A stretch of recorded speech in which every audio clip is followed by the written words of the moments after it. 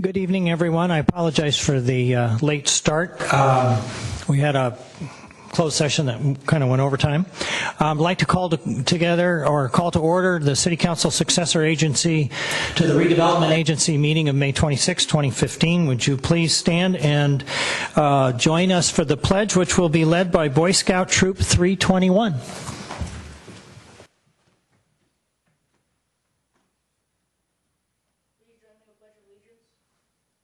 Allegiance to the flag of the United States of America and to the republic for which it stands, one nation, under God, indivisible, with liberty and justice for all.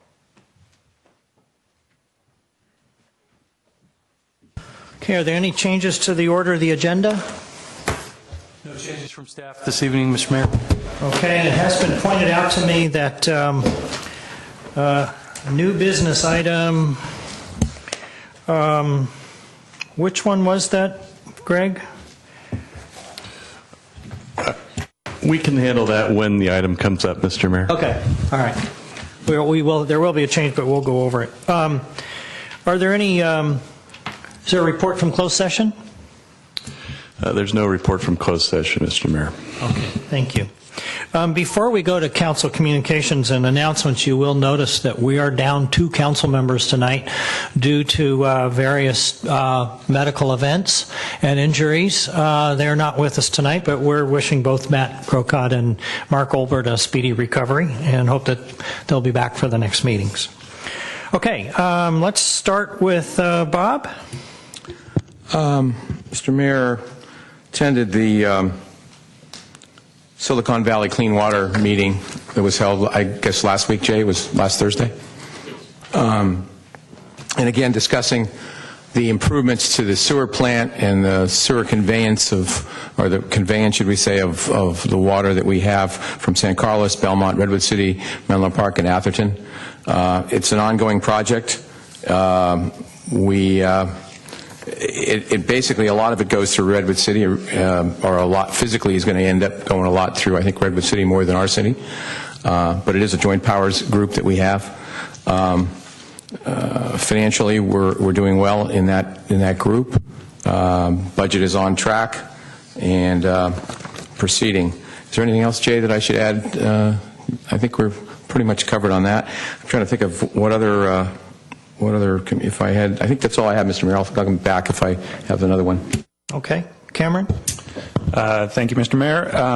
I attended the San Mateo County Heart Board luncheon on a week ago Friday, which the mayor is a board member, attended with a number of staff members. The Heart Board is the Housing Endowment and Regional Trust.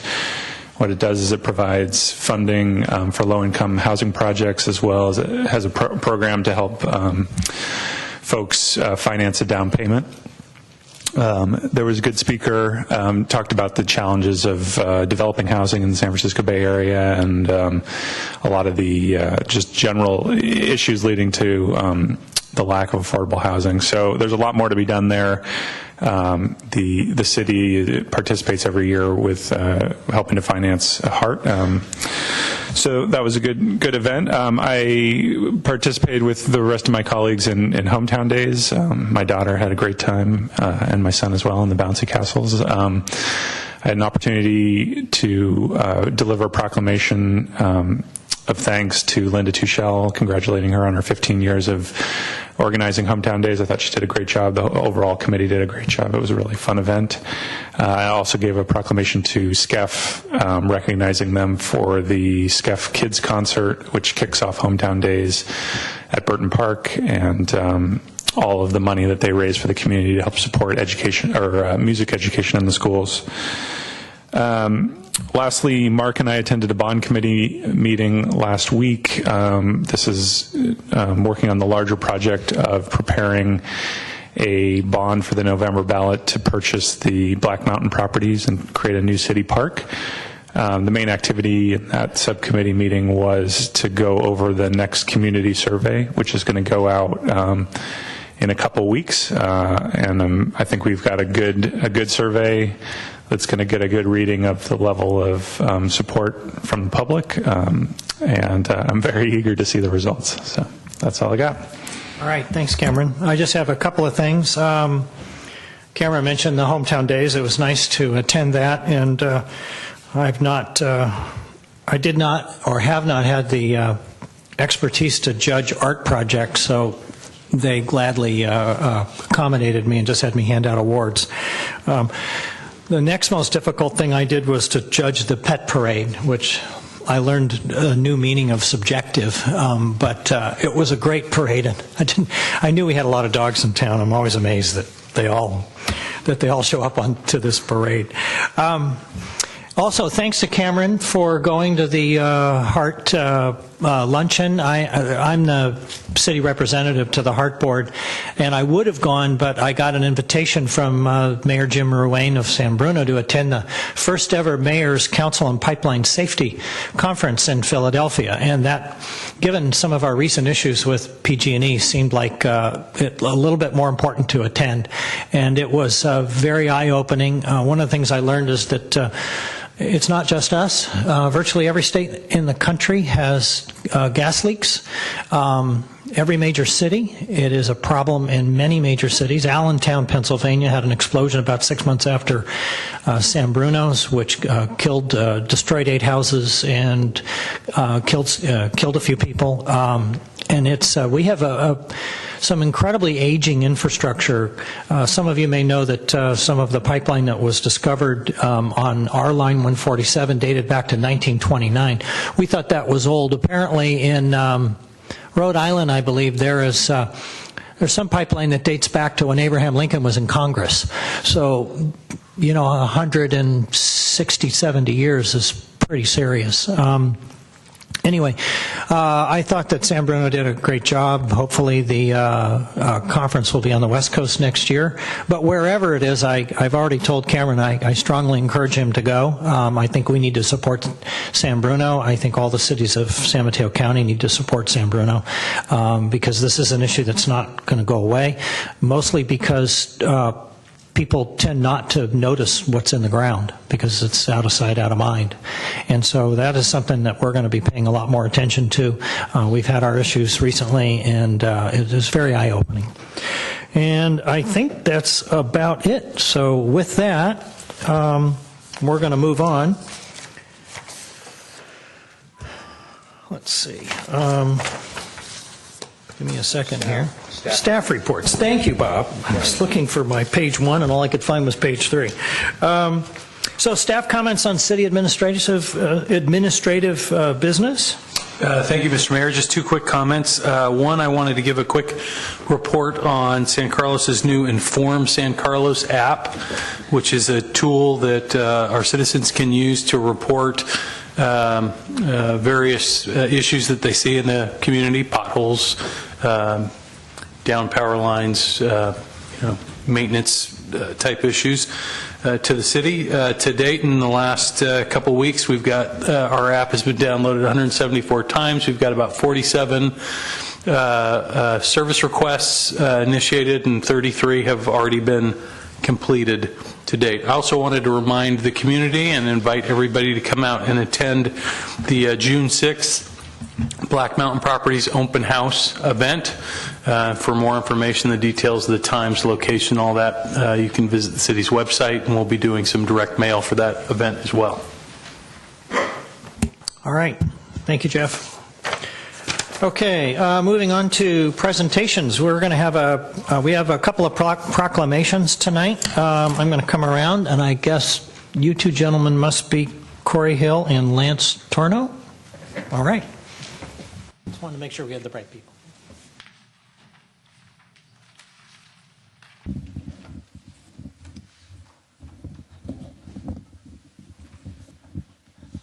Come on up, gentlemen. Come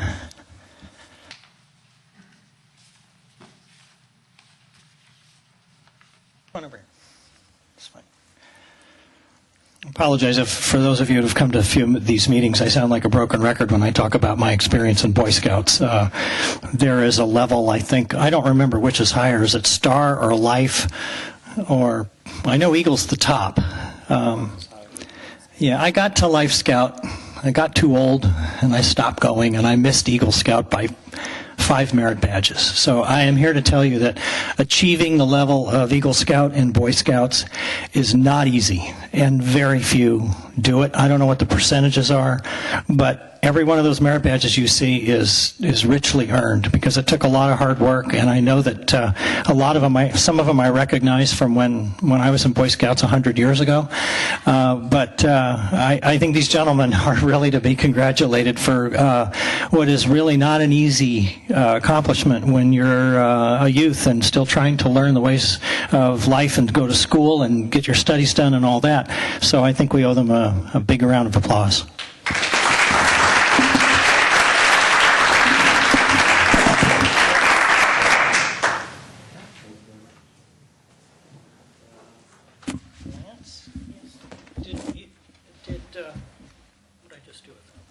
Did you want this? Oh, yes. Just roll down. Oh, thank you. All right. I assume you had some major projects. Did you want to tell us a little bit about your projects? Sure. Okay. All right, so my name is Corey Hill. I go to St. Francis. I'm a freshman going to my sophomore year there. I'm 14 years old, and for my project, I built a hexagonal bench around a tree at Heather Elementary School. So my project totaled up to 130 hours. Myself, personally, I did 50 hours, and I had 8 different scouts and 2 adults help me to do like power tools and all that. Some of the challenges I faced were cutting the wood precisely because the length of a blade matters a lot when you're in that situation, and accounting for the slope, because as you can see, I guess you can't really see it in these pictures, but there's about a 15-degree slope that it was on, and so that made it for, at one side of the bench, it would be taller than some of the little kids there. So I had to have a step down halfway through to make it safe for the kids to sit in and all that. Another challenge was securing it to the ground. So you can see in one of those pictures there's that black stake, and those were really hard to get in straight and secure them to the bench itself so that it wouldn't move around and all that. I'd like to personally thank Heather's principal, Pamela Jasso, and the Home Depot for their donations and all that. And yeah, thank you.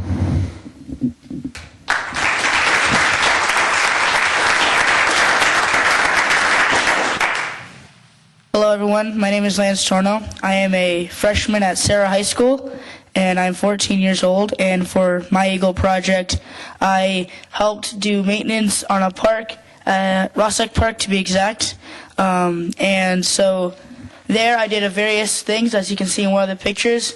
We are replacing the wooden boards surrounding the grass, as well as in the same picture we are fixing the paver stones. And then other things we did was we planted a new tree to replace a tree that had to be taken out because of disease. And it was very, very tough. We realized about halfway through that the paver stones need to be put in a certain order, so we had a giant jigsaw puzzle. The overall was a great project. We did over 130 hours, and me personally, I did around 60 hours. And I'd like to thank the City of St. Carlos for giving me this project and helping me. And special thanks to Lou Duran and Jean St. Martin, the 2 people who helped me guide me through this project. And then, yeah, and thank you.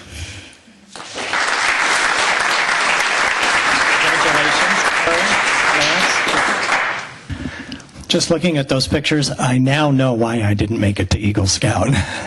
Thank you, gentlemen.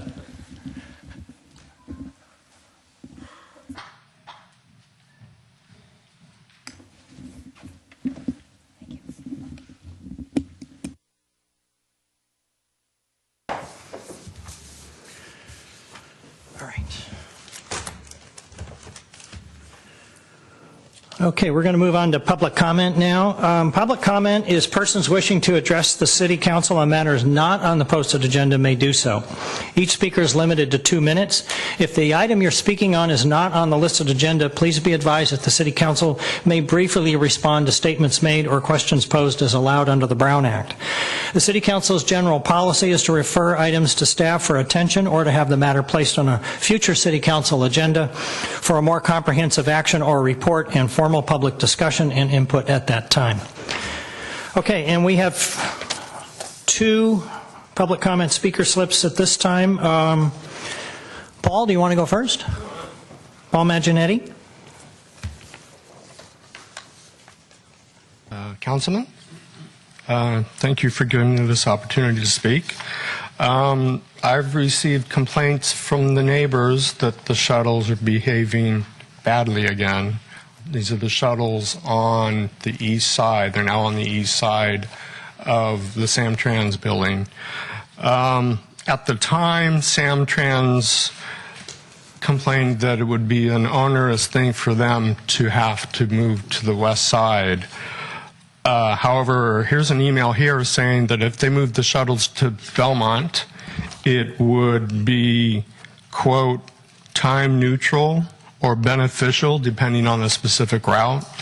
So those are crocodile tears as far as I'm concerned. We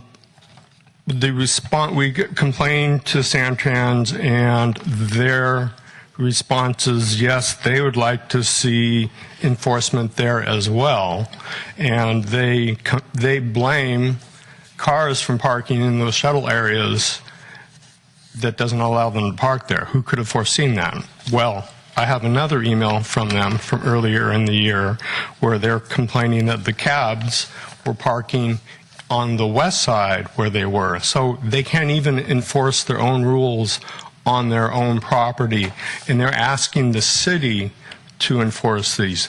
These are a clear and present danger to public safety as pedestrians tried to get around there, and bicyclists. We took them at their word that if they were unable to do so, that you would move them back to the west side. So I urge you to err on the side of public safety and move those back. We've got pictures of them doing it. If you want to see them, you can go to the sheriff's department. They've got them. But really, it shouldn't be on the city or on the residents to have to police this. Thank you. All right, thank you, Paul. Dimitri Vandelos?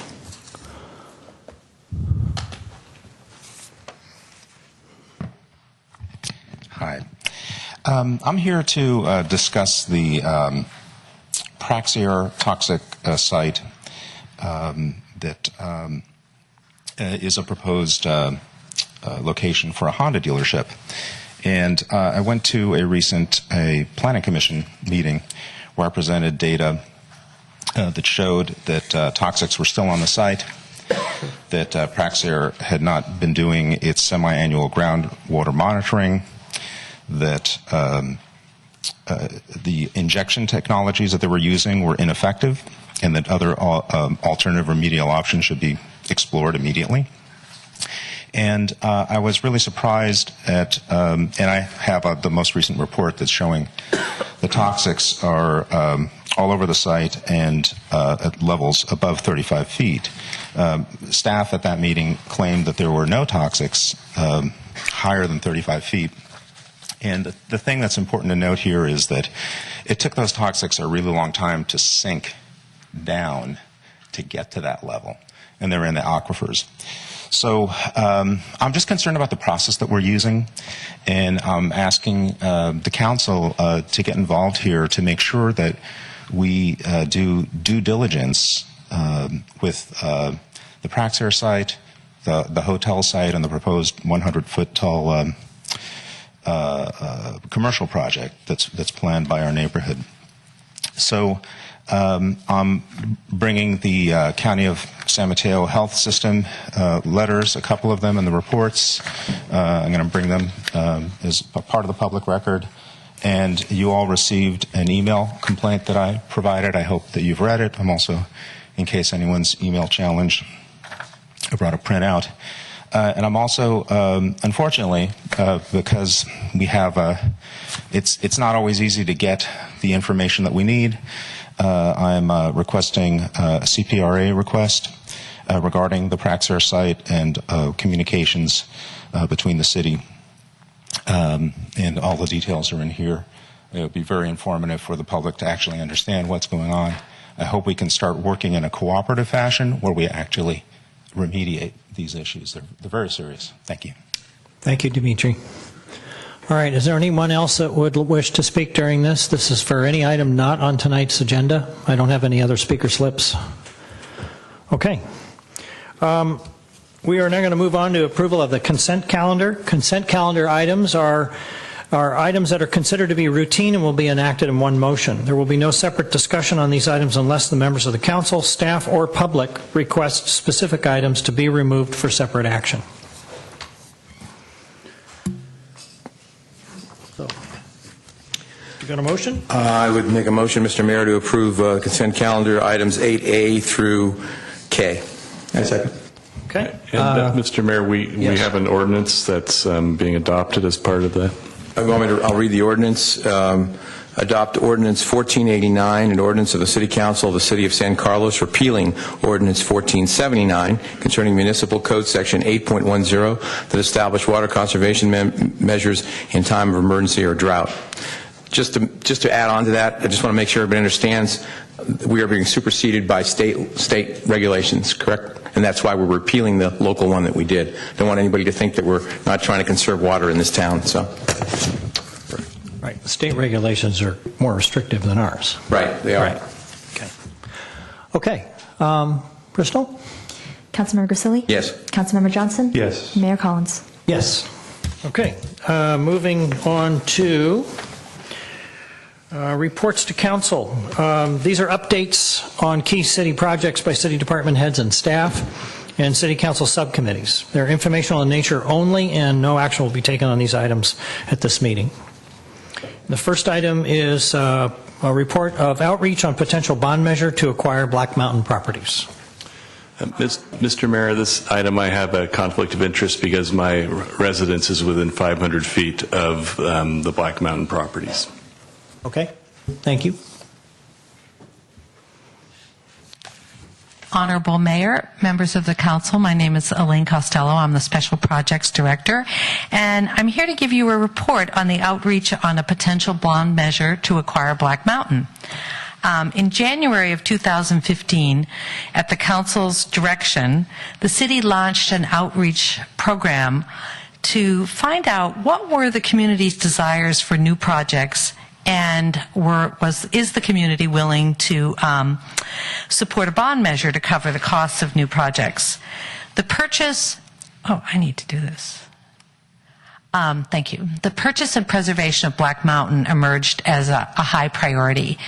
In March of 2015, the council authorized additional outreach to explore the purchase of the properties at Black Mountain. One of the issues that had come up in the survey that was done was that people really didn't know that much about the Black Mountain properties and wanted to learn more about them. So that was a focus of the outreach.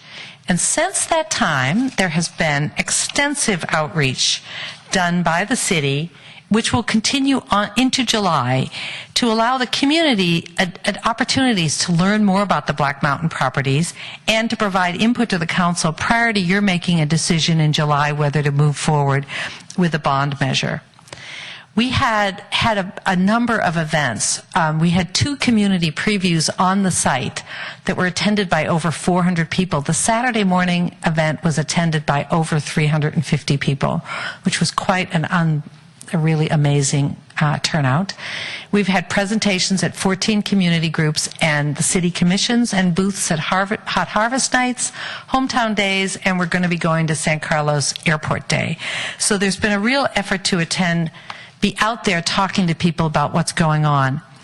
In addition, we made information available to people. There's online information, there's a web page, there's a Facebook page, there's a targeted video on the print side, 2 informational mailers were mailed out to the community. There's a fact sheet, frequently asked questions, and a PowerPoint presentation. And all of those are on the website so that people can find out more about Black Mountain Properties. And throughout this outreach process, we were interested in what the community had to say. So at every meeting, we've had comment cards that were collected. We did an online survey of attendees after the community preview events. We did a topic on Shape San Carlos. And as Councilmember Johnson mentioned, we will be doing a second scientific survey in early June. So what I'm going to talk about in terms of the outreach summary is really kind of the people who showed up at events and the people who chose to speak, to, comment on Shape San Carlos. So it's not scientific, but I think it gives you a sense of the support and the issues. The interest and the support has been very strong. Attendance at events has been very good. And in the informal survey of the people who went to the community preview events was that almost 90% of those, and these are people who'd been on the site, said that they agreed the city should purchase the Black Mountain properties and that they would support a bond measure. And similarly, people who went on to Shape San Carlos Forum, 96% of those felt that it would be a valuable addition to the community and that 85% of those would support a bond measure. Now, when we were looking for community input, we were also wanted to know what are the concerns that people have with this? And they've fallen into 3 major categories, with cost being the major category. People are concerned about the cost to purchase the land and the additional cost to them of the property taxes to pay for the bond. They also wonder, how would the land be used for recreation? What's the city plan? Because we have a short window here to decide on the acquisition, since the parts of the property are on the market, what we've been telling people is that the plan would be that after the acquisition, the city would undertake a master plan with large community input. And the other question is, are there other options for preserving the open space at Black Mountain besides buying it? Could we just zone it for open space, or could we require trails as part of a project? So those are the 3 major issues that have emerged. The next steps, we're going to continue the outreach until July. We will have another community preview event on Black Mountain on June 6th, which is a Saturday, starting at 10, from 10 to 12. And we've sent out a mailer about that. We will start, and we will do a scientific survey in early June. And in early July, and that scientific survey will be sent out to people by phone and email, a statistically representative group of San Carlos voters. And then the next thing will be, we will have a special council meeting on July 9th to review the results of that survey. And then in July, the council will make a decision whether to move forward with the bond measure, because that has to be filed with the county by August 7th. With that, are there any questions? No action is required. All right. Cameron? I don't have a question. I just want to say that I think the staff has done a great job. I think the events have been really well put together. The materials have been really informative and convey a sense of how beautiful Black Mountain is. I know that I've gotten a lot of compliments from my neighbors and other people in the community about how good of a job the city has done in kind of outreaching and letting people know about this opportunity. So I just want to say thank you for your efforts, you and all the other staff members who've been working on this. Great. Nope. No questions. I just had, actually it's really more of a comment, but I also want to extend my thanks to you and staff. I think you guys have done an outstanding job. And just so the people sitting in the audience and maybe watching TV at home know that this is an ongoing process. We are still receiving comments on all sorts of forums, whether it be Shape San Carlos or emails or phone calls or Nextdoor. All of those comments are will be read by us. Anything that we get, we will read. And I know that staff, you're doing your best to respond to those things. We do have another community preview meeting coming up, as you mentioned, so my thanks to you. Okay. All right. Okay. Next, we're going to have a report to council on the Climate Action Plan 5-year assessment.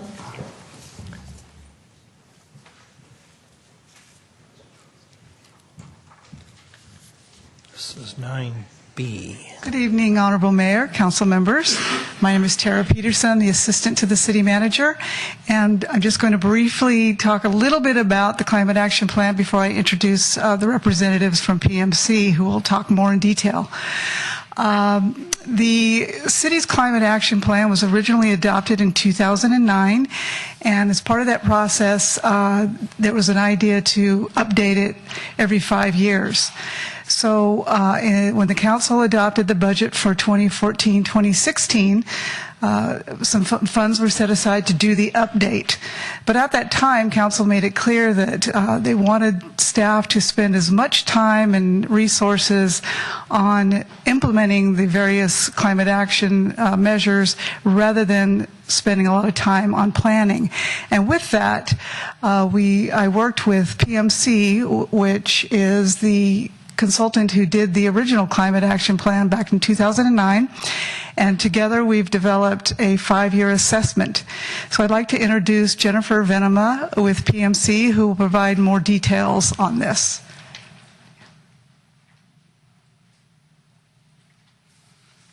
Thank you, Tara, and members of the council. Happy to be here tonight, and it's quite exciting to get a chance to go back at one of the early plans that was prepared in the Bay Area and throughout the state. So, as Tara noted, we completed a strategic effort to really check in on progress. So today I'll take just a few minutes to give an overview of the Climate Action Plan, talk a little bit more about the effort, share what we learned in terms of the city's achievements, and touch briefly on what's next on the horizon. As Tara introduced just a moment ago, the city's Climate Action Plan was prepared in 2009 as a part of the city's general plan update. It was prepared consistent with state guidance to take a look at the city's contribution to climate change. And these are all big, potentially off-putting terms. And what we're really talking about in terms of the Climate Action Plan is activity within the community.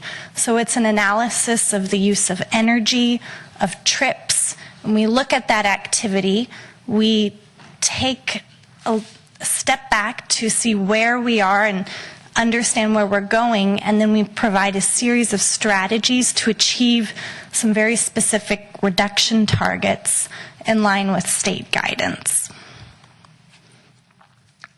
So the purpose of our effort was to really see how we're doing. Both the general plan and the Climate Action Plan call for regular monitoring and reporting, and as part of this effort, what we were able to do is to review new technical information, confirm progress, and to help staff prioritize and identify next steps to continue working towards those targets in the plan. This graphic is the heart of the Climate Action Plan, and it's really the summary of what the effort is about. If you start on the far left, what this is showing is where we were in 2005 in terms of greenhouse gas emissions, remembering that this is just a way to normalize and put a number on those activities taking place in the community.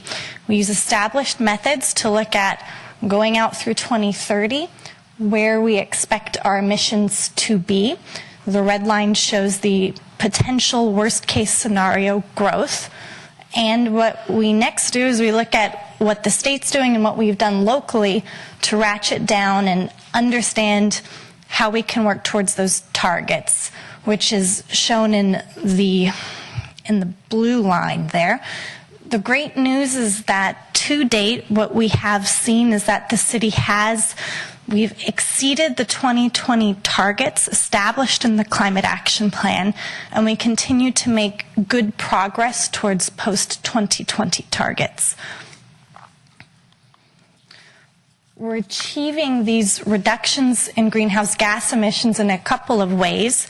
First of all, the state is really taking the lead both in mandatory building codes and new standards for electricity production that are benefiting us locally and are part of the story in explaining how we have achieved sizable reductions to date. The example was given earlier of the city's water conservation ordinance. It's being repealed because the state's standards are more restrictive. We see the same thing in terms of the state's building code, and the city's building code is now not as restrictive as what the state is requiring. So staff has benefited from the statewide framework and actions underway, building momentum. The city has also made great progress locally. So in 2010, the city did achieve an 18% reduction in greenhouse gas emissions below 2005 levels. That's exceeding the 2020 targets, and the city has largely been able to achieve these reductions by participating in regional programs and really leveraging a lot of the resources that are available. So staff has now signed on to 3 financing programs for energy efficiency and renewable energy improvements, which residents and businesses can now participate in. These are also referred to as property-assessed clean energy financing programs.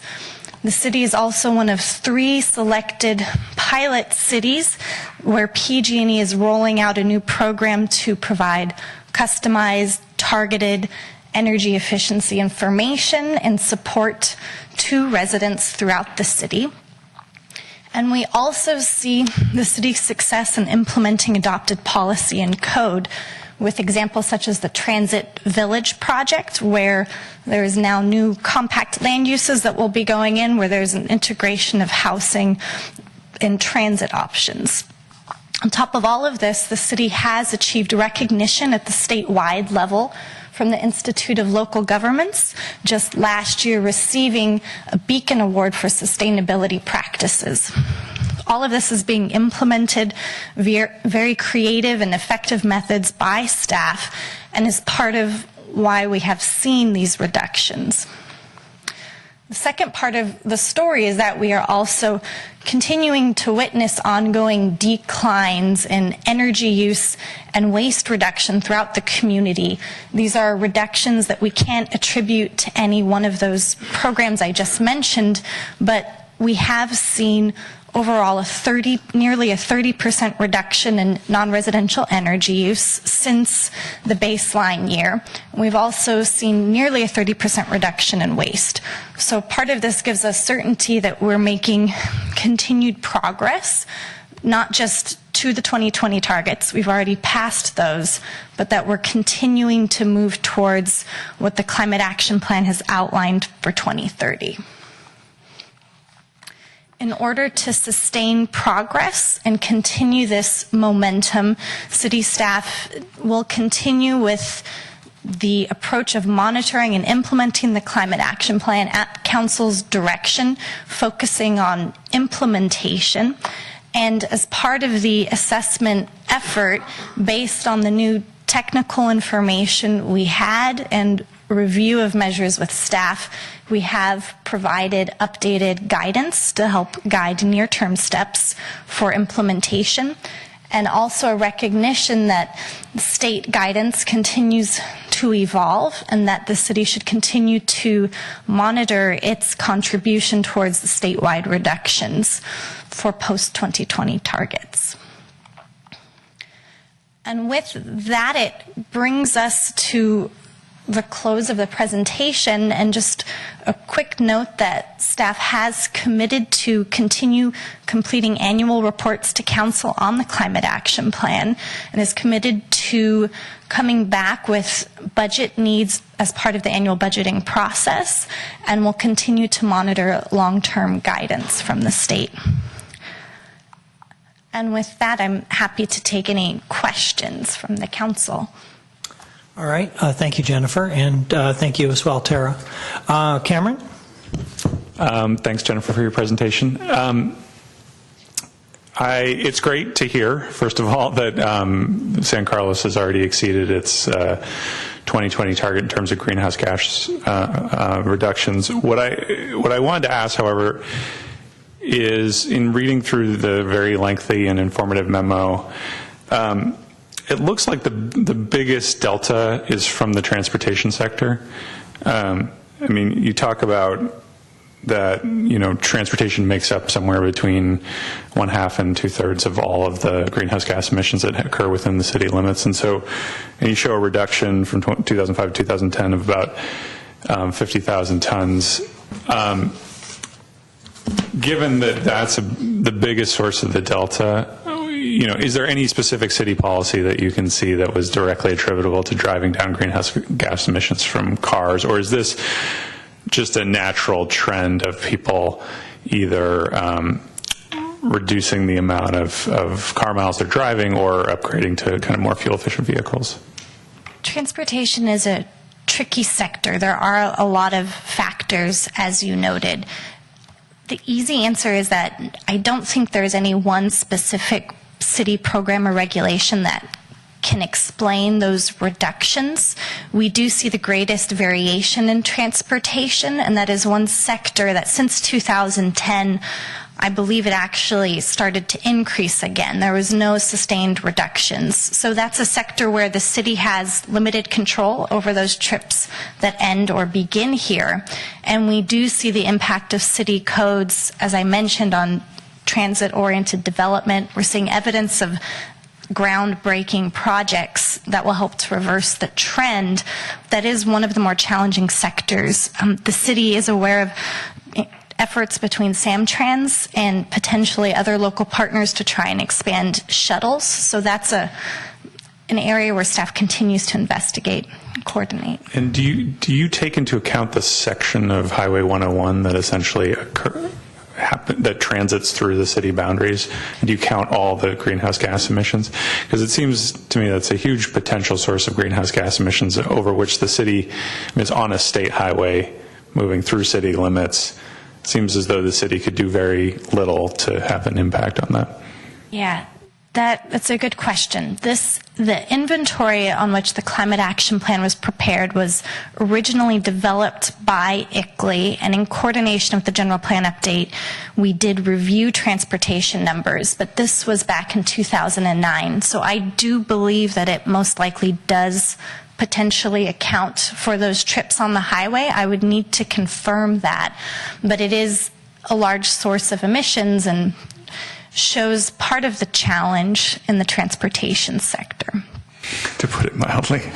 Okay, a couple other quick questions. So one of the other interesting findings that your report shows is that commercial electricity and commercial natural gas is reduced, it has gone down. Correct. Consumption has gone down.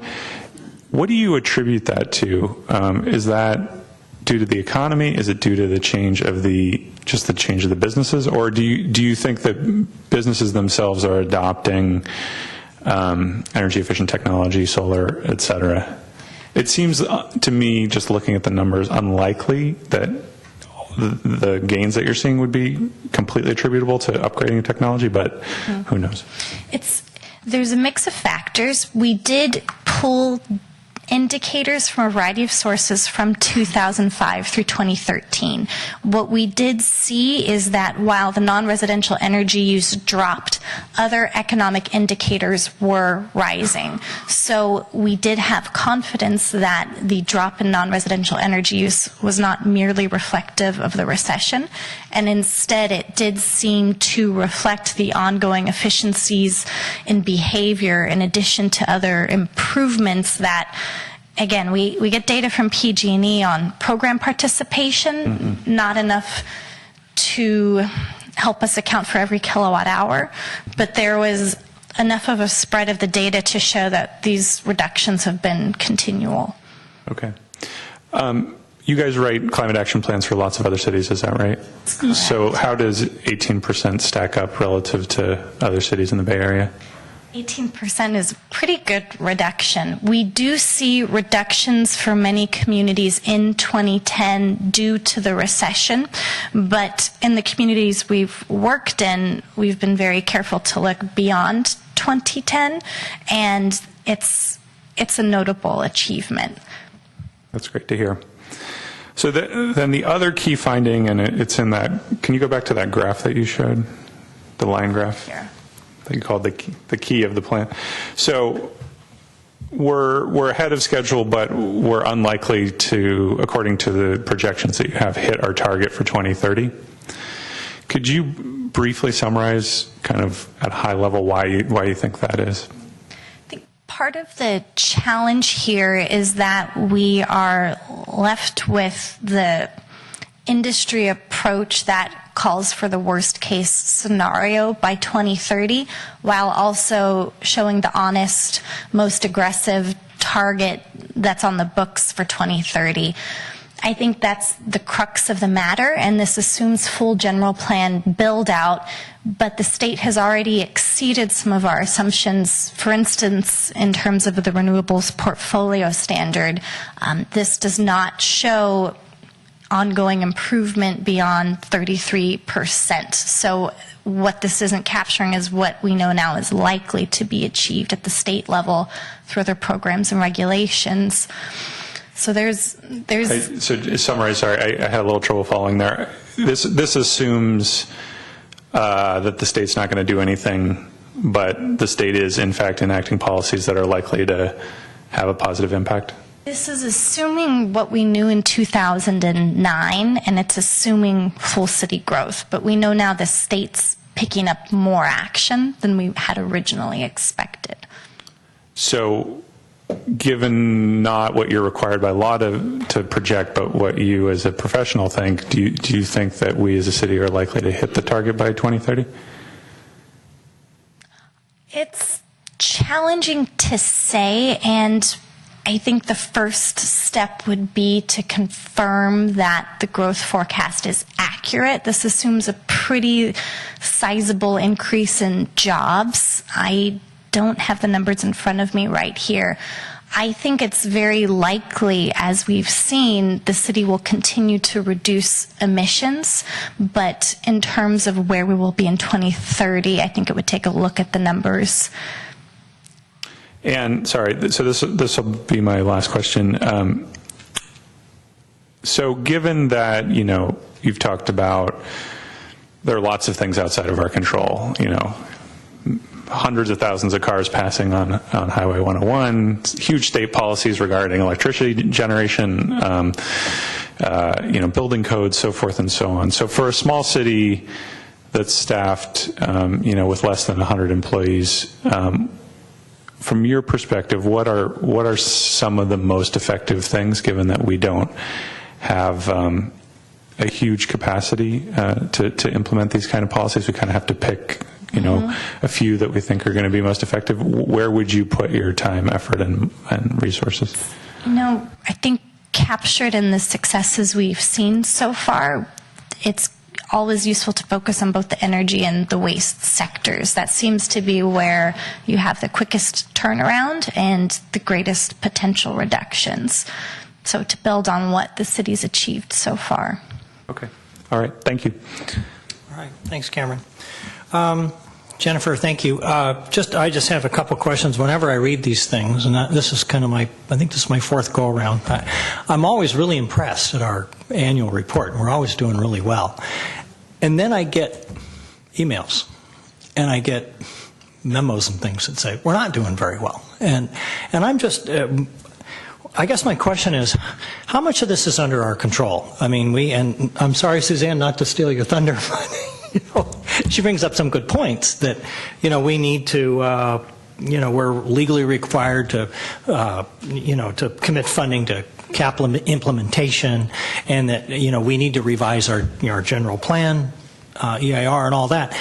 So I'm just wondering, why do we have this difference in view of these reports? Why does one entity look at it and say it's not enough, and another one look at it and say it's just fine, and we're doing fine? Are we doing enough? Is there more we could do? How much is not in our control? Sorry to just fire so many questions at you, but these are the things that that come up and that we see, and sometimes it's kind of frustrating not to be able to have the answers. I completely understand. It's a fair questions, and I'll get us started, and I may ask Tammy or Tara if they have more thoughts to add. They're welcome to jump up. And actually that was meant for any of the three of you. You were standing up there, so you got my questions. In terms of where we're at, this slide, I think, shows the easiest summary. We have adopted targets for 2020 and 2030, and what we have documented through a full 2010 inventory of community-wide emissions and through analysis of additional data is that the city has exceeded the 2020 target, and it's 2015. This city has committed to the point of conducting annual reports to the council, and staff has gone through great effort to implement the directives that are provided in the plan. And in terms of ongoing direction, I mean, there are conversations at the state level. There's lack of clarity for long-term targets in terms of what the local government contribution will be. That is a closing section in our report where we expect state guidance and recommend that the city refrain from additional amendments to adopted plans until more concrete guidance is in place. And as council previously directed, to use money to help move the lines further to the targets and achieve reductions. Tammy or Terry, you're welcome to add. So is it fair to say that the state's goals are a moving target? Absolutely. Okay. Right now, the governor, I believe, in April suggested whole new guidelines. And so we'll be reviewing that and looking at what we need to do next going forward. I did want to mention that part of the difference of opinion, it might be in what the city is initiating and what the city takes advantage of. We look to the region a lot for to take advantage of the different programs that are available. And sometimes maybe others might think the city should be on the leading edge and leading these programs, where my opinion is if they're out there and we can grab onto them and they're regional and we can take advantage of the relationships we have with the other communities in San Mateo County, that's a great resource. And I think our being able to take advantage of those is very helpful for us. Does that help us in terms of the cost of implementing these programs? Absolutely, because we can take advantage, for example, of Energy Watch. San Mateo County Energy Watch is doing a rollout program to do surveys of businesses in the community. Well, we didn't have that program in place, but the city said, okay, let's see what we can do to support it. So we're actually going to be sending letters out to all the businesses to offer the support and let them know about the program. And I think that's a great way to partner, something we couldn't have foreseen happening and something the city just wouldn't have had the resources to put together on its own. Okay, well, thank you. Cameron, did you have another question? Just two quick follow-ups for Jennifer. So the city recently voted to participate in the initial planning phases of a countywide community choice aggregation program. And I wondered, have you looked at the experience in Sonoma County or Marin County where they have implemented community choice aggregation? Do you think it would have a significant impact on the targets or bend the line down further if that was implemented in San Mateo County? Yes, we have had the opportunity to review the CCAs you mentioned in great detail and work with our other clients. And what we know is that CCA does provide very large potential reductions that often exceed the more conservative estimates in our plans. So this is an issue we're monitoring with several jurisdictions, and it's an item that the city is participating on with San Mateo County, Right. and that would help credit. Great. So, but that is not factored into this analysis at this point? Correct. We did not revise the quantifications for the reduction measures. We did take a look at some of the state regulations that have been enacted, but did not factor additional local credit in. Great. Excellent. And just for information, maybe for my colleagues and for others, there is a kickoff meeting this week for the Community Choice Aggregation Project, which is now being called Community Choice Energy, and I'll be attending on Thursday night on behalf of the city. The last thing I wanted to say, which is just a comment for those who may not stay later in the meeting, there is an item on the budget that we're going to be reviewing tonight, and it's a request from staff to add a part-time sustainability coordinator that would be funded at 10 hours a week, I believe. And so that position, while it's not directly on this item, it would be used essentially to help implement the climate action plan. And so I just want to make folks aware of that as well as an interim policy step. Thanks. All right. Thanks, Cameron. And thanks, Jennifer and Tara. Thank you. And there was one other person, I think, that was contributing. Thank you. Okay, we do have a couple of comment cards. First is Kathleen Gallagher.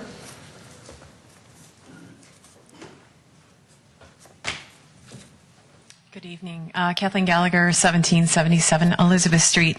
Thank you very much to Councilmember Cameron for talking about the budget, because the concerns that San Carlos Green has been a concern since 2009 in terms of actual implementation of the climate action plan. So it is great to hear that there's a consideration for the dedication of resources.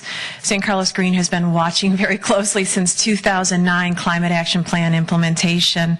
And what I really wanted to stress this evening is hopefully your support for the sustainability coordinator, because even if a person doesn't believe in climate change, there are still some very strong co-benefits in terms of implementing climate action plan programs, cost savings for businesses, cost savings for residents, water conservation, improved indoor air quality, and actually outdoor air quality due to reduced emissions. The overall concern that I believe has sort of evolved with this climate action plan and with this recent report is, I think it was to the point that Tara said, is we don't want to be on, San Carlos doesn't want to be on the leading edge, and we would not be on the leading edge at all if we implemented a sustainability coordinator. We would be right in the middle of the pack, because city of Burlingame, a lot of similar cities, Millbrae, Portola Valley, Menlo Park, others throughout the Bay Area have these dedicated staff, and what we're asking is for your consideration to add that dedicated staff person.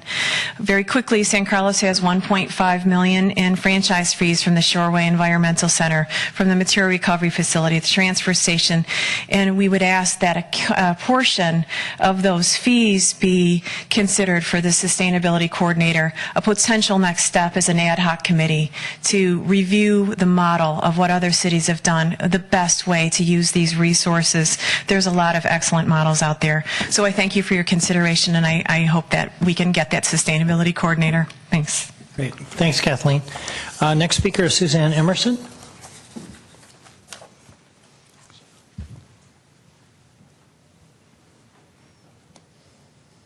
Good evening. Suzanne Emerson of San Carlos. on behalf of San Carlos Green. We're happy to see that the numbers are good for 2010 and looking forward to 2015. We're really hoping that those are not just reductions based on economic dips, and that those really are long-term trends as opposed to economic dips. The memo that you have in front of you is mostly because you don't want to hear me up here citing legal authority that has all the footnotes in it. There are two concerns that we have, mostly relating to legal aspects of the Climate Action Plan. When it was adopted, it was part of the environmental impact report for the general plan update. So the reduction in greenhouse gas emissions in the Climate Action Plan counterbalances the build-out that's allowed under the general plan for the increased density. So there's a couple aspects that if we're no longer having a climate action plan that is even slated to be meeting the 2030 goal that's adopted with the environmental impact report, it raises some questions about the legality of our climate action plan and the underlying environmental impact report. So we're hoping that the city will continue to monitor what's happening here and making sure we really are on track for 2030, and not just have let's hope the state takes care of it for us as a major component of our plan. And then the second aspect that we wanted to just mention was that there is new case law since the time that the climate action plan was adopted, saying that a municipality cannot rely upon unfunded programs to meet their cap goals. And so we do hope the city steps forward to make sure that there is funding for the implementation of the Climate Action Plan. Thank you very much. All right. Thanks, Suzanne. Okay. Don't believe this is a report to council, so all right. Oh, let me just ask, is there anyone else who would like to speak on this before we move on to the next item? Okay. All right, and next I'm moving on to new business. 10A, consideration of adopting a resolution authorizing the Parks and Recreation Director to accept donations in the amount of $50,000 from the Friends of the San Carlos Adult Community Center and $42.13 from the Elaine Pharmacus Trust, and appropriating the donated funds to the Adult Community Center renovation project C9322. Hello, Christine. Hello, Mr. Mayor. Good evening, City Council and Mayor Collins.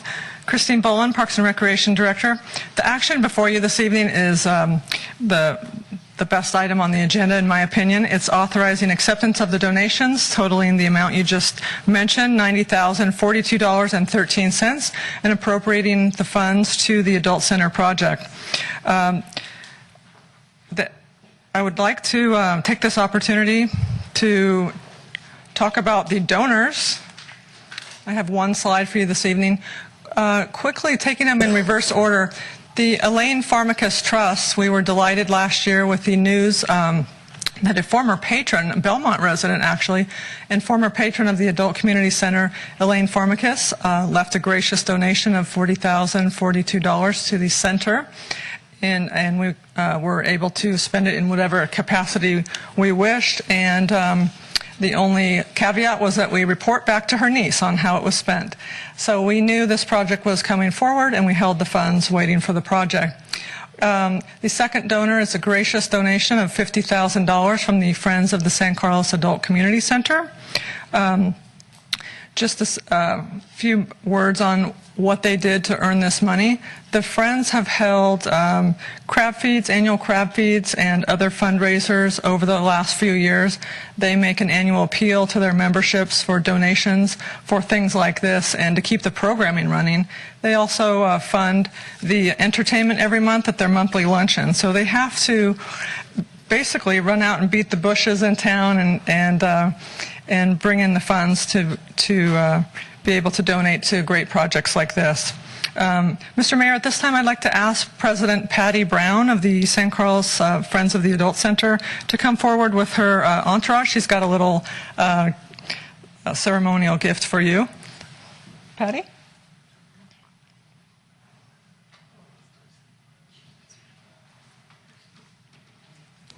Any of the other Friends of the Adult Center that would like to come forward, this would be the opportunity now. Did you want me to come around and yes, please. take that? Okay. Absolutely. Anytime there's a check, I'm interested. Could you get up fast enough? Okay, so.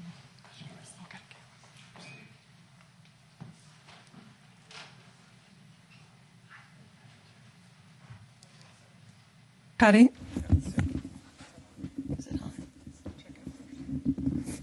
Thank you, Christine. On behalf of the Friends of the San Carlos Adult Community Center, we're proud to present to the city and the San Carlos Adult Community Center $50,000 that we plan to use to refurbish and furnish some new furnishings for the renovated facility. So on behalf of the Friends, This is very nice.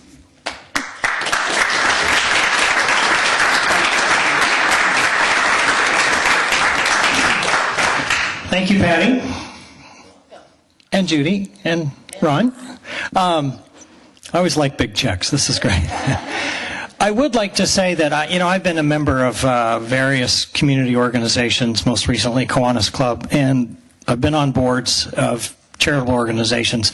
I can tell you, it's really hard to raise money. In a town with 29,000 people, you've got a lot of community service organizations and foundations.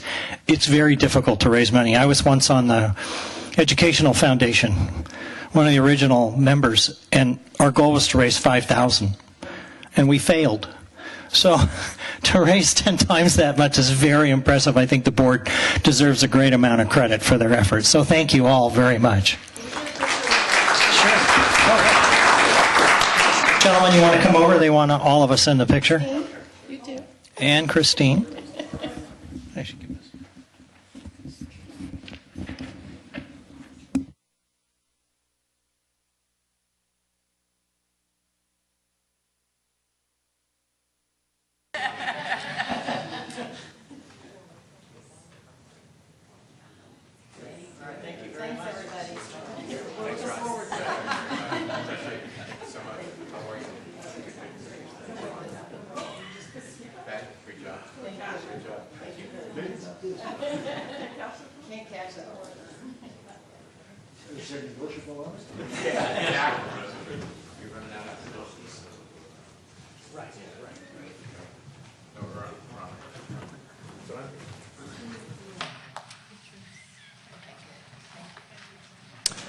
Okay, so we're not quite done with this item. We do need to vote to accept the money. So unless there's any public comment, I'm going to entertain a motion. Mr. Mayor, Yes. I move to adopt Resolution 2015-56, a resolution of the City of San Carlos, the resolution of the City Council of the City of San Carlos authorizing the Parks and Recreation Director to accept donations in the amount of $50,000 from the Friends of the San Carlos Adult Community Center and $40,042.13 from the Elaine Pharmacus Trust, and appropriating the donated funds to the Adult Community Center renovation project C9322.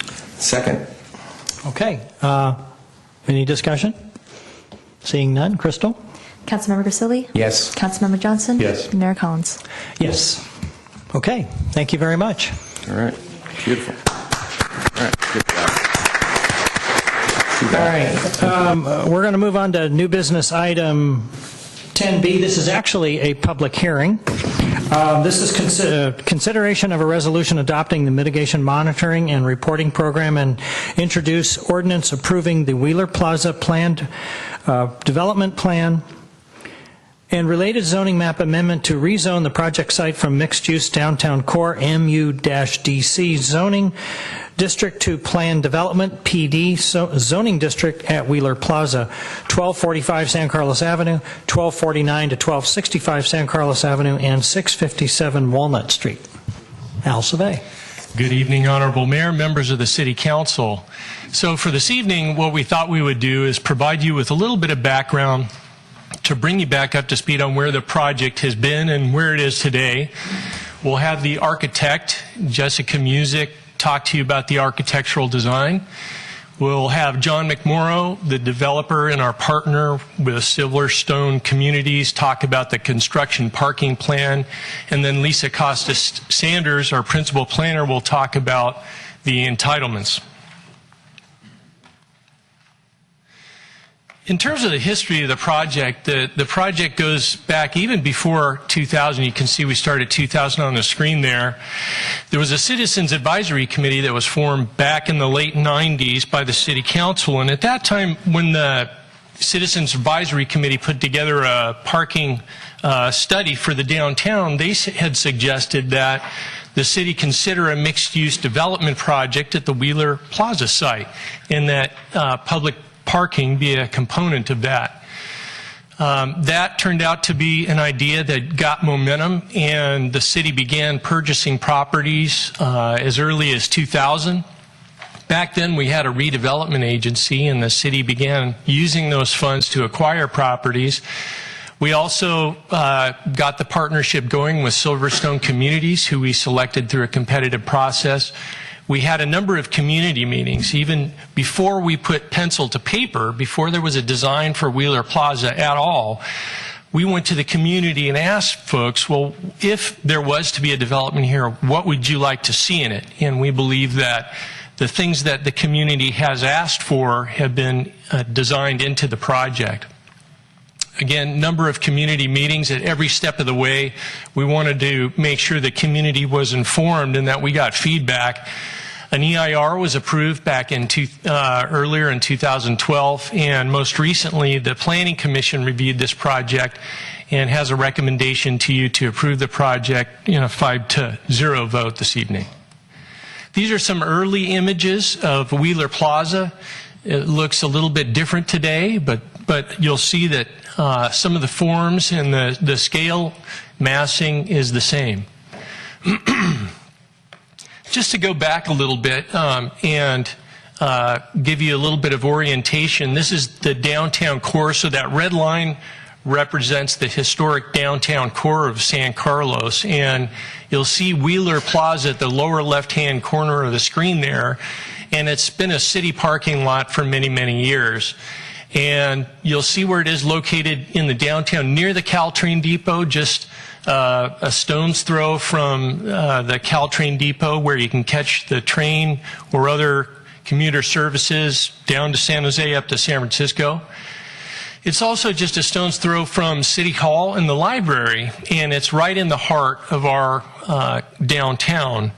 And so it's in a really unique location in San Carlos, in a great downtown, in the Bay Area, in Silicon Valley. So why Wheeler Plaza in the first place? I think everybody knows that we have a gem of a downtown, and it's very traditional in terms of its design and form. And many of us view downtown as the cultural and social heart of the community, and we shouldn't take change lightly. On the other hand, this is an opportunity for more downtown vibrancy and the vitality to improve the local economy.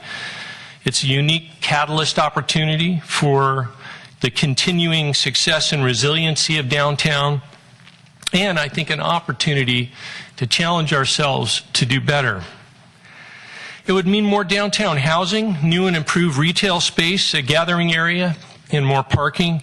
The project has been designed to fit in with the idea of our traditional downtown, balanced with the need to sustain its health and vitality, which are the heart of the community's leisure time, retail, and entertainment activities.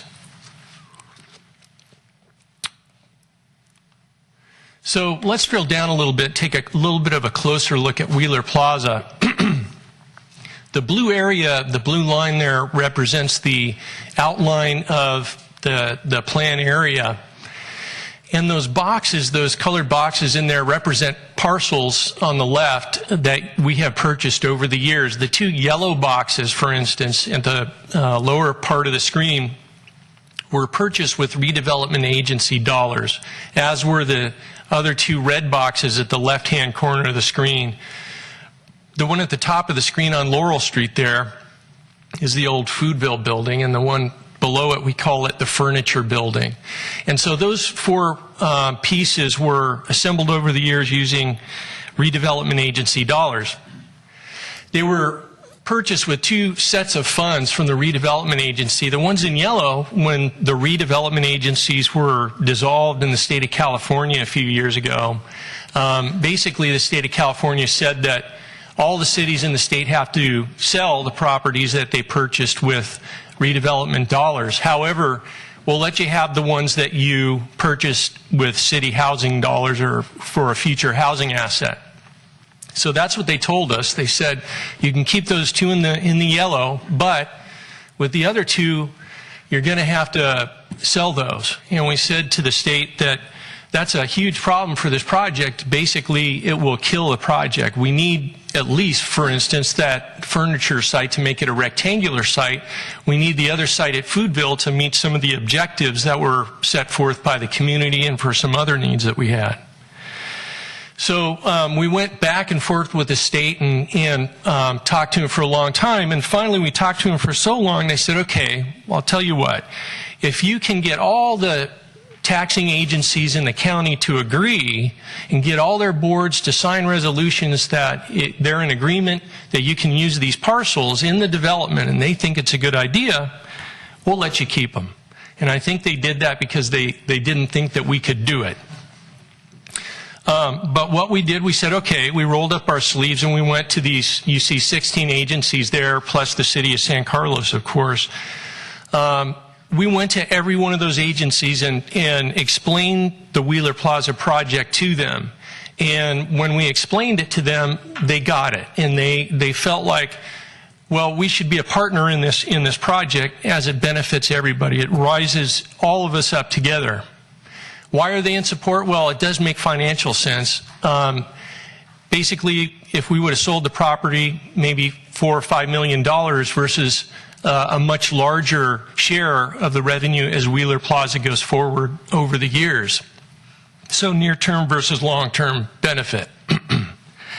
So they're in support of this project. In terms of community benefits, through mixed-use development, there is potential to add life to the area while maintaining the character and integrity of our downtown. These developments attract residents who prefer a more urban lifestyle than some, and I think also those who are seeking a more affordable option than single-family homes. At our last community meeting, for instance, I talked to a number of folks that came down. Some were empty nesters, and they said, we want to be where the action is. You know, we want to move down to downtown, have dinner with our friends, be near transit, maybe not use the car as much. So there's a lot of people in our community that have an interest. And I think also there's a lot of young people these days who want to be able to commute, want to be able to get to the Caltrain station, go up to San Francisco, down to San Jose.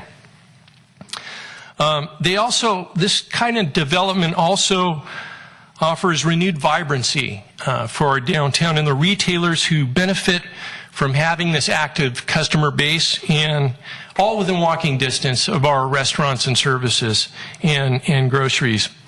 And then finally, this is the development program. So this is what we ended up with: 109 condos, market rate units, about 10,000 square feet of new Class A retail on San Carlos Avenue. On the Laurel Street side, that piece that I showed you where Foodville was, the intent is to use that for valet parking during construction, and also in the future do a new project that would provide a public gathering space and maybe some restaurant space at the ground floor, some office space above to activate that plaza. In terms of the parking, we would be increasing the parking. We have about 187 parking spaces at the Wheeler Plaza now, and it would go up to about 252 spaces, so a fairly significant increase in free downtown public parking. And then all the residential parking will be below. One thing I meant to mention is one of the things that we may be able to have with this development is also a new affordable housing project on Cherry Street. There's a piece of property that is owned by HIP Housing that the city helped to fund. their purchase of that, and they're interested in partnering with the city on an affordable housing project, and the proceeds from the below market rate proceeds from this development could go into funding that project. So with that, I'm going to conclude my comments, and I'm going to ask Jessica Music to come up and talk about the architecture.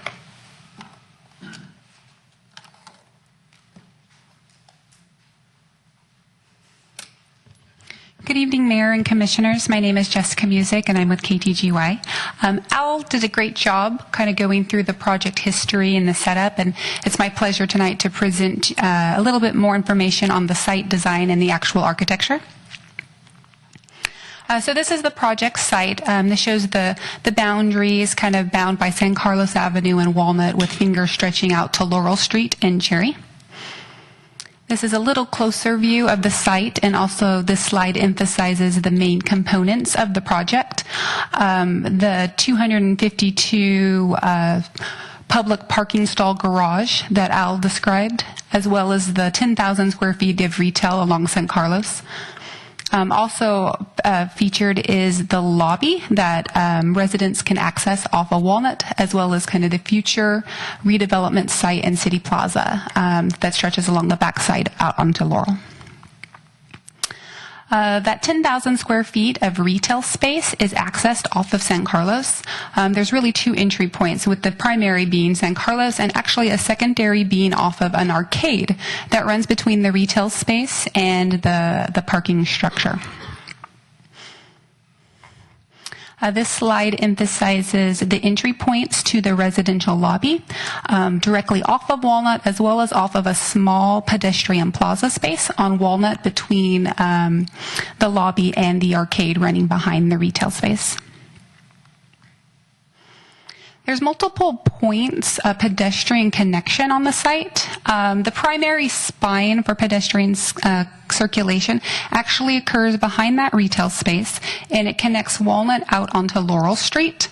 Off of that main spine, there's also access to San Carlos through the Sister City Alley, and also the ability to access the parking garage. There's also multiple connection points to the public parking, both off of Walnut and the alleyway, and ultimately onto Laurel. This slide shows the two vehicular entry points into the garage. The one on the far right is the residential vehicular entry point. That connection leads down to a subterranean level of parking. The one mid-block is the public parking entry point that connects to the ground level kind of surface parking, and then will ultimately lead you to an upper level. Both of those connection points, we received some comments from the Planning Commission. Their request was to widen those entry points to really enhance visibility. So we've worked with staff and proposed a design that widens those entry points by a couple feet. This project is really inherently sustainable, and Al touched on the fact that we are LEED Silver equivalent. Also, by nature of the site's location, there's just multiple opportunities to bike and walk to transit, and to access shops and dining opportunities on Laurel Street. We're also providing quite a bit of public and resident bicycle parking opportunities. There'll be electrical vehicle charging stations. We're looking at using drought-tolerant landscaping. There's stormwater treatment and just opportunities for water and energy efficiency. This is a closer look at the ground level plan. Actually, I'm not sure if I can point. Well, directly off of the retail arcade space, you can see, and highlighted in the kind of salmon color, is the bicycle parking. And will be accessed off of the main pedestrian plaza as well as the arcade, and serves both the public and residents. This is the upper level of public parking space. This slide also shows that the retail space is double height. There's a 20-foot high ceiling within that retail zone. This really sets the retail up to be successful. And this is the third level of the project. This is the first level of residential. You can see in this section that the residential units basically sit above the public parking garage and the retail space. This slide also shows how the residents live off of courtyard spaces that open up onto Walnut. There's 109 total residential units on the project with a mix of 1, 2, and 3 bedrooms. This is the uppermost level of the residential units. This slide shows how the units actually step back off of San Carlos by about 10 to 13 feet. We've also identified some key corners on the project where the massing steps back on Walnut as well as along the alleyway. This is a view of the architecture standing at the corner of San Carlos and Walnut. This slide actually highlights the recessed arcade accessed off of San Carlos and Walnut. This arcade is an opportunity for outdoor dining for the retail space. This slide also shows the 3 levels of residential above the retail and the public parking structure, with the 3rd floor stepping back off of San Carlos.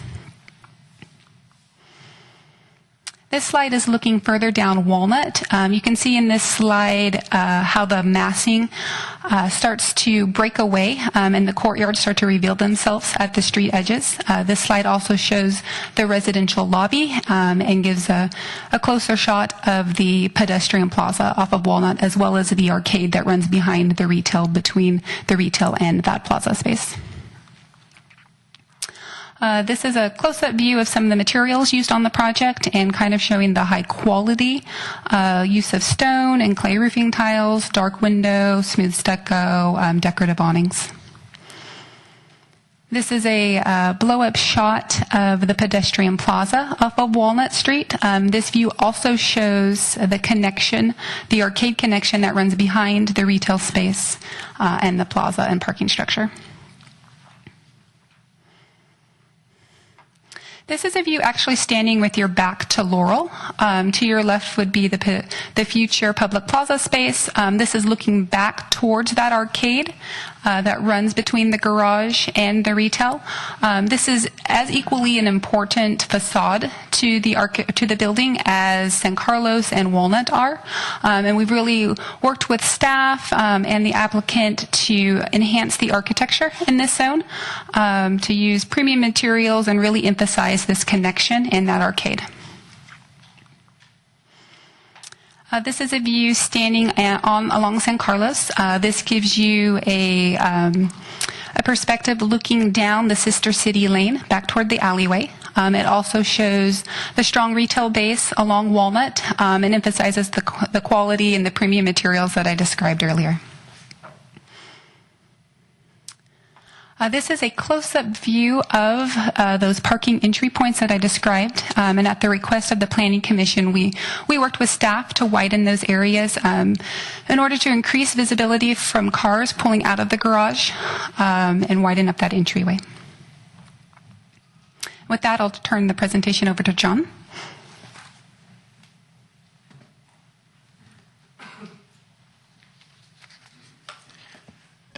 I'm John McMorrow with Silverstone Communities. Well, we're at a bit of a historical moment tonight. This has been over 10 years in the making, and I really wanted to...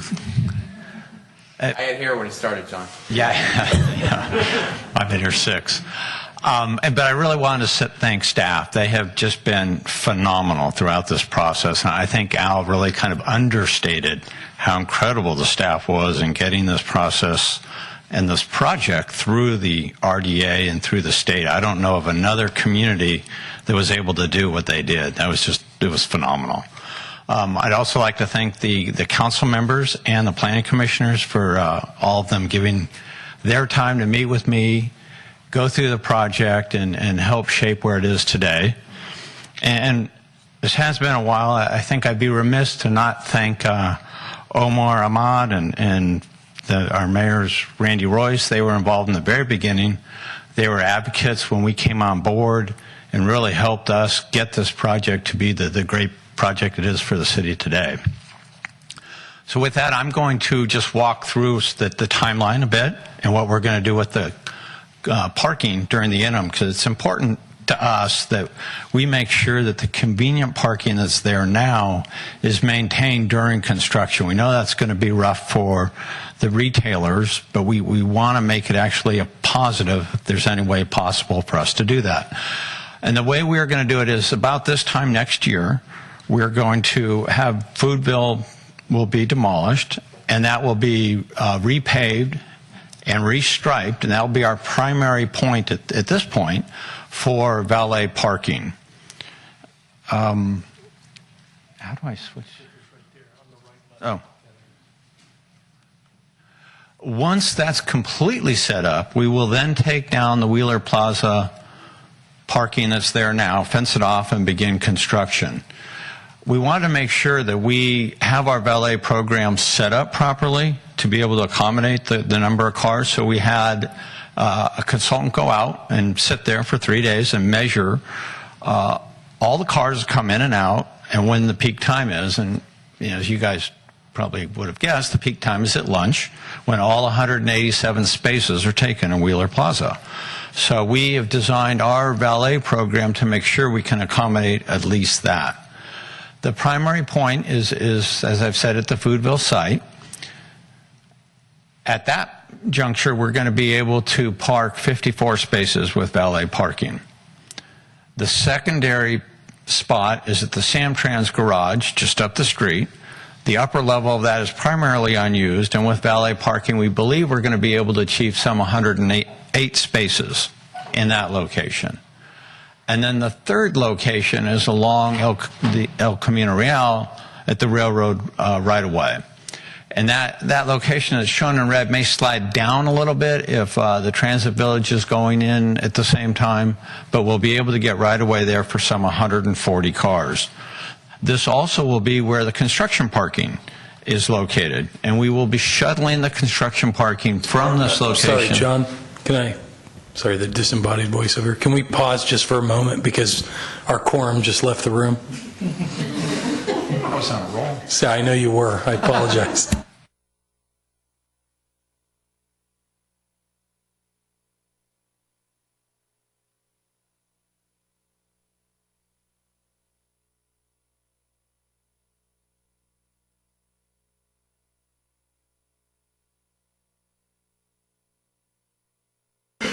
During the architecture, which We didn't notice. you didn't notice? Great. Thanks, I'm invisible. Wonderful. Musical interlude. 10 years counting, John. We're still. Yeah. It's not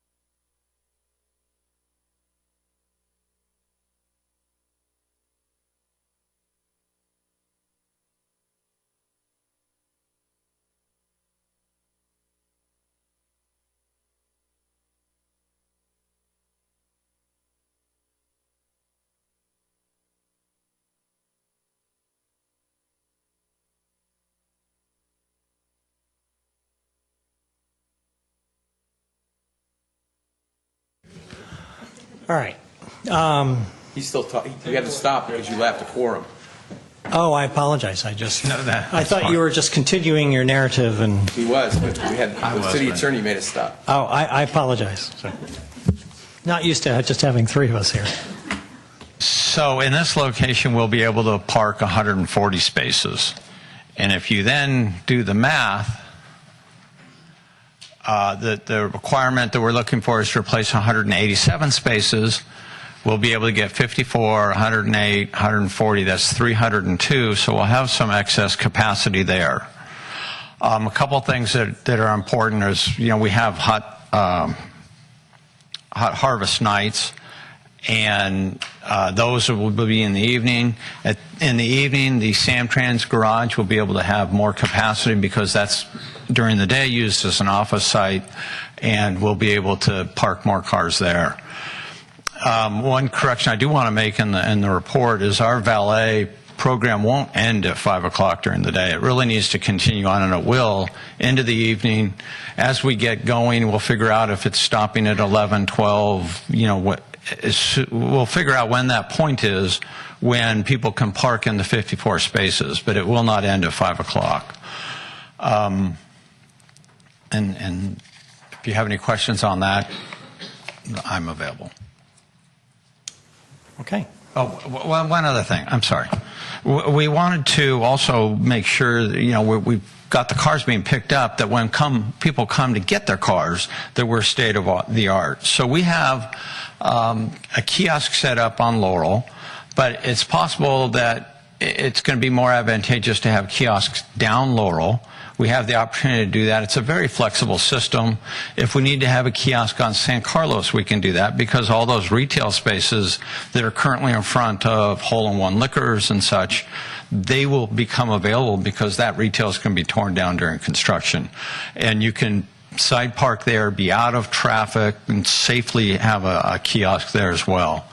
And then when you pick up your car, we want people to have the ability to text, and come up with other ways so that they can quickly have their car when they want it and have it be a plus. Maybe the kiosk can pick them up, down Laurel or wherever they're shopping. So we think there's a way for this to actually be more convenient than the current parking lot. Thank you. All right. Cameron, you have some questions? Or do we have, I'm sorry. Wait, there's more. It goes on. There's more. Sorry, Lisa. Thank you. The action before the City Council tonight is two. One is to adopt the Mitigation Monitoring and Reporting Program, and the second is the zoning map amendment to rezone the site from MUDC to PD. The Planning Commission already took action on the design review, the tentative map, the grading and dirt haul, the below market rate housing plan, and the transportation demand management plan, and I'll quickly walk through each of those for you. So the Mitigation Monitoring and Reporting Plan, the Planning Commission did recommend that the City Council adopt that, and that implements the mitigation measures that were identified in the final environmental impact report. Those measures include some best management practices during construction, activating the traffic signal on Holly and Laurel, and converting Laurel Street at Cherry to a four-way stop-controlled intersection. So that's one action you'll be taking this evening if you're prepared to do so. And then the second is the PD zoning and plan development plan. The Planning Commission also recommends the City Council adopt the plan development plan, and that would be you're adopting the zoning that is specific to this project. We were able to find in the staff report analysis that the PD is consistent with the general plan, and this PD includes some very minor variations from the underlying zoning district, the MUDC, and that includes allowing the 5 stories along Walnut Street, an increased ridge height of 3 inches over the maximum height limit, and reduced parking setback. We have a setback requirement for parking, and as you can understand, that doesn't quite fit when we have a public parking structure. Also having the commercial parking be shared with the residential and not requiring a loading zone for the commercial. And then the items that the Planning Commission took action on, the Planning Commission approved the design, noted the high-quality design with the architectural details reflecting the Spanish mission style.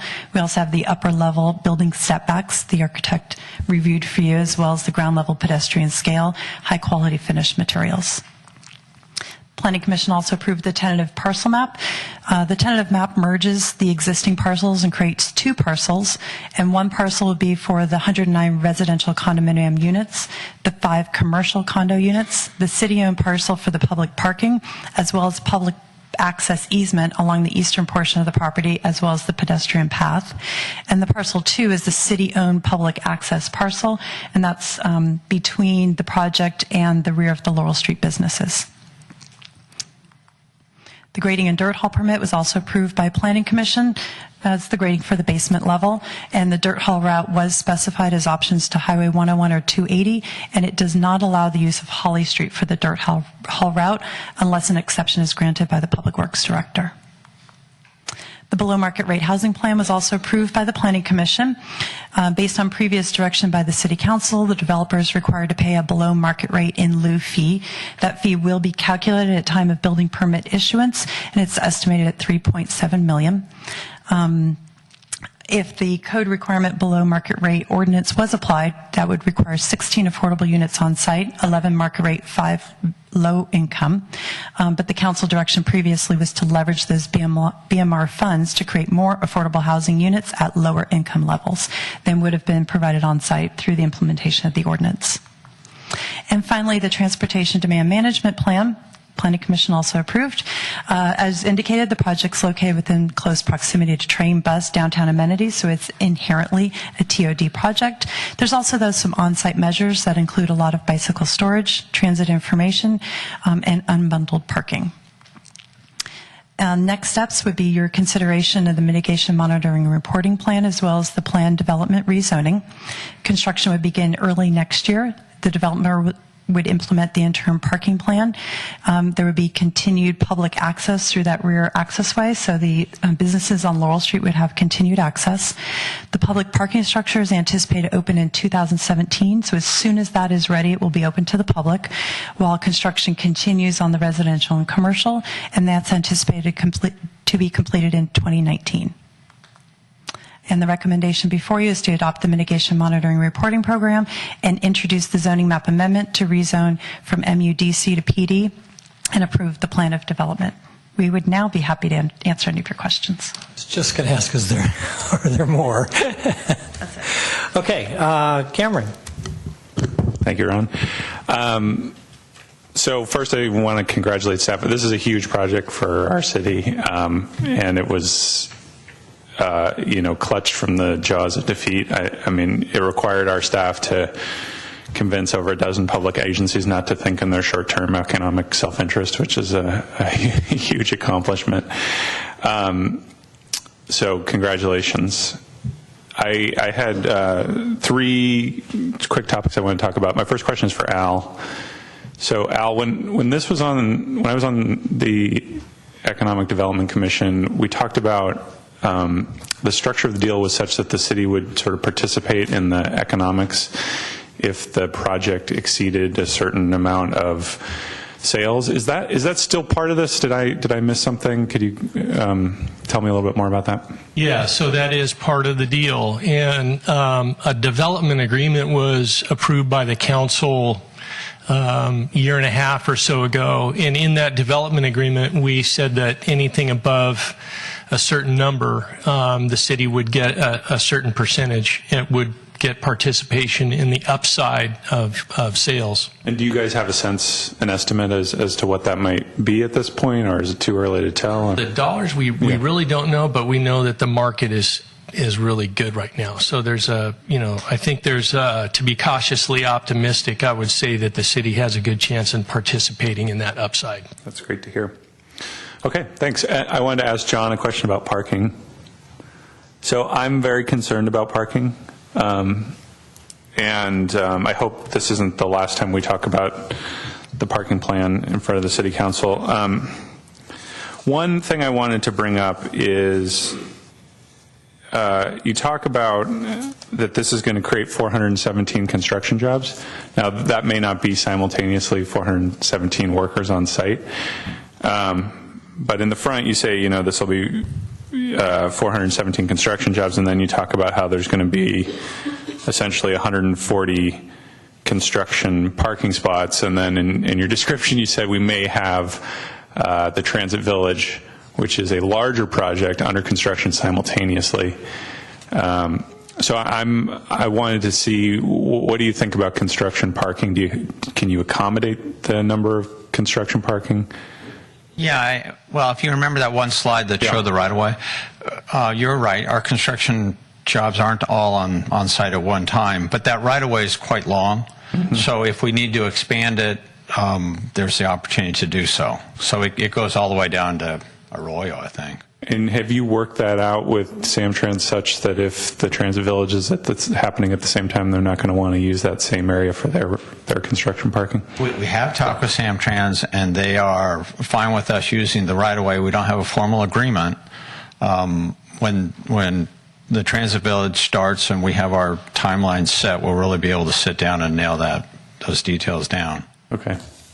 All right. Well, I just want to state for the record for you and for staff that I love the project, but I'm very concerned about parking and logistics. And I think, this is a big ask for our residents, but also for the local businesses in and around Laurel Street that, you're talking about construction starting in 2016 and ending in 2019. And I know you're going to get a parking garage at some point in the middle there, but I think we want to make sure that it goes as smooth as possible.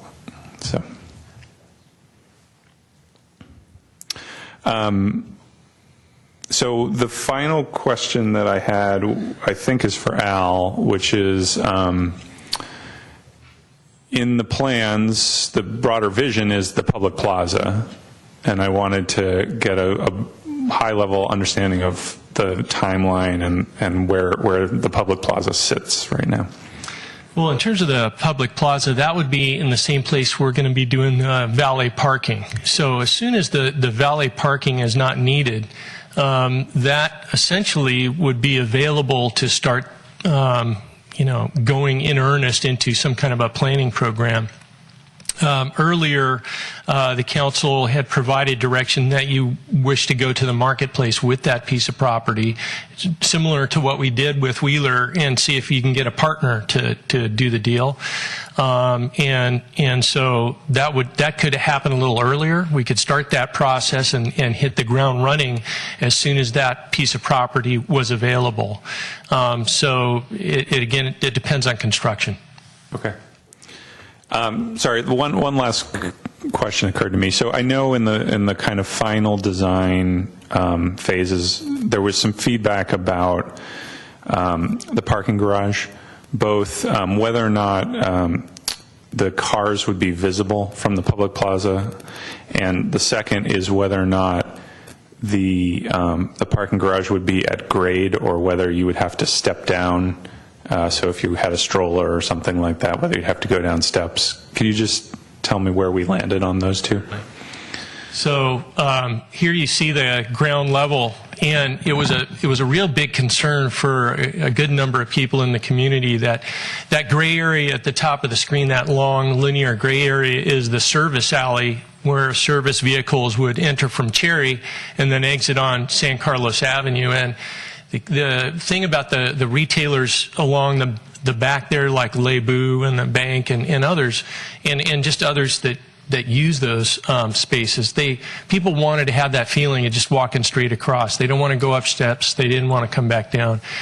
The challenge that we had with this is that there's about a 4-foot grade differential between Walnut Street and the service alley. And so when this first came in, the easier way to do things, I guess, was to slope things up a little bit, but it wasn't flush. So there was maybe a 3-foot difference between that service alley and the parking garage, and we went.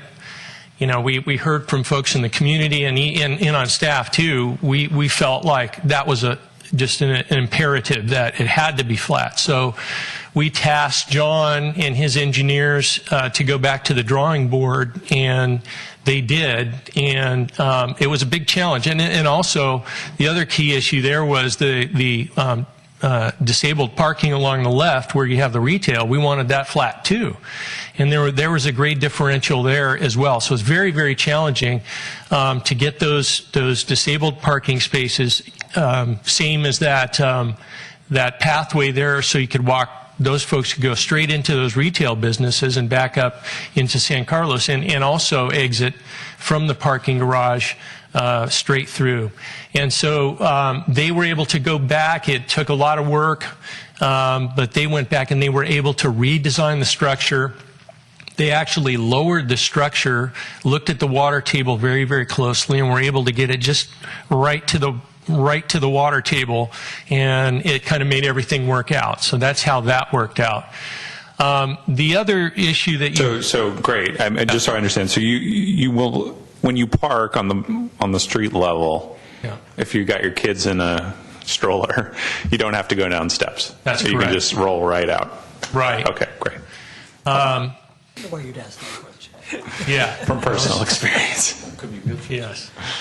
A couple of other things about the garage. I mean, I got to say, we spent a tremendous amount of time and effort on the garage and trying to understand it and trying to get it to work functionally. We even hired our own peer review engineer, one of the best parking garage engineers around, to make sure that we were doing it right. And some of the things on the interior, some other changes that were made, is on the interior, right, you'll see some T's, kind of sideways T's at the middle of the structure there, and those are structural walls.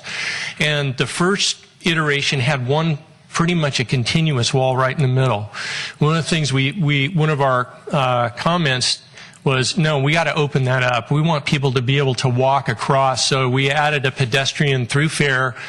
In the right-hand section, you'll see a gray area there, so you can walk from one side of that structure all the way across without having to go around a bunch of walls and without getting into traffic too much as well. So that was another critical change that was made.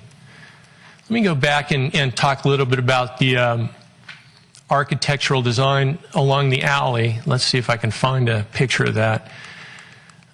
You had asked something about the openings at the rear of the building, and I'm not sure if we have that elevation. We do not. There Okay, no, well, there it is. back one. That's good enough. On the left-hand side. Go back one. Oh, okay. Right there. Yeah, okay, that's a good one.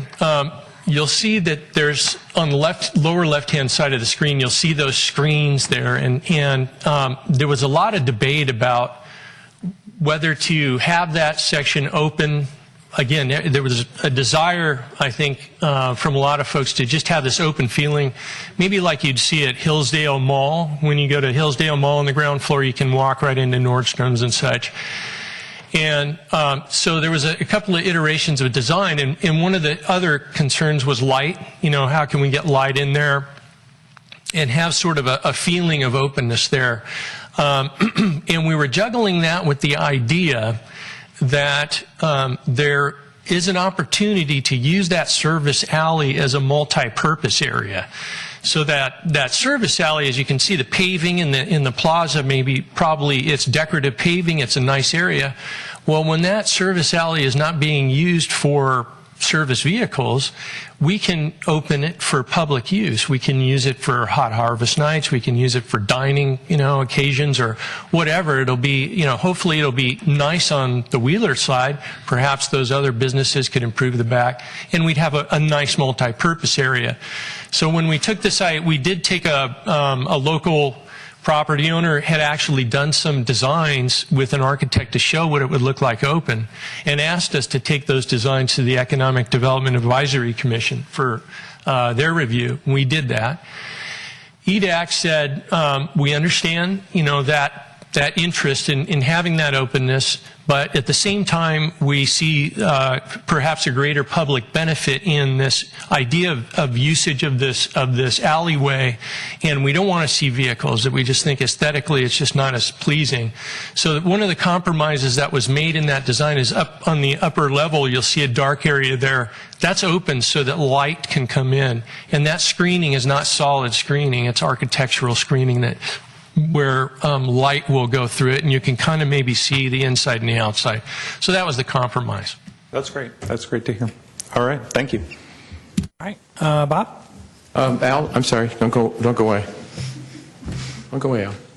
Now that you brought up a point about that driveway, that alleyway, and I had a question, but you sort of answered it. So we're going to limit delivery hours then? Is that what we're going to do? Yes, we did discuss that at the Planning Commission, and we want to do something that's reasonable and work with those businesses to find out some reasonable hours, but yes, limit it. Okay.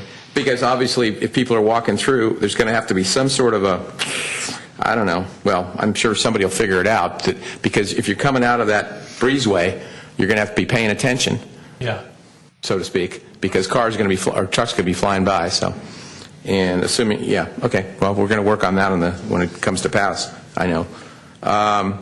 When the parking, 2 parking areas, are you going to have it blocked off so that people perhaps that are challenged in directions like myself will know which one to go into, or will not be able to get into the residential one? Will it have an arm or something? John? Because otherwise I can see people just, oh, there's parking. Right. So we will have signage on the outside of the building to clearly indicate which one's residential. And that will have a gate, so you it'll have a gate. wouldn't That's be able fine. to go in. Yeah, that's fine. And then the other thing with the public garage, every space will have a monitor. So when you go into the public garage, there will be signs directing you to what space is available. Oh, that's great. So you're not wandering My around. more concern was, like I said, that people go in the wrong place. If there's an arm, they can't go in it. So that's great. Thank you. And John, thank you for making the comment, because I had found it on page 10 of 10 of the Hexacon report saying it was only going to be valet from 7 to 6, and I actually brought it up with Mr. Malpe earlier today. Thank you because people, it's very crowded during lunchtime, but I guarantee you at dinner time it's also very crowded. So thank you. And you answered the question in the report. It's going to take, it looks like about a year, ballpark, to build the structure, so we'll have to deal with parking for about a year, it looks like. Okay. Or less. More or less. And when the lower portion is done, the construction parking can go in that. The construction parking can go into a structure that's not finalized. So it's less. Okay, great. And then I guess, Lisa, you mentioned in your part that and I wasn't at the Planning Commission meeting, that you're planning on making the Holly Laurel signal activated? That was a mitigation measure that came out of the environmental impact report. I really would recommend that we really look at that, because I have a feeling that might, I don't know why it's going to mitigate anything. I think it's going to unmitigate a lot of stuff, but that's just anecdotal, having driven that area a lot. I have a feeling that it's going to back up into the El Camino Real. So you guys are going to monitor that, I'm sure. But mitigation, what was the mitigation to do that? I don't understand the mitigation of it.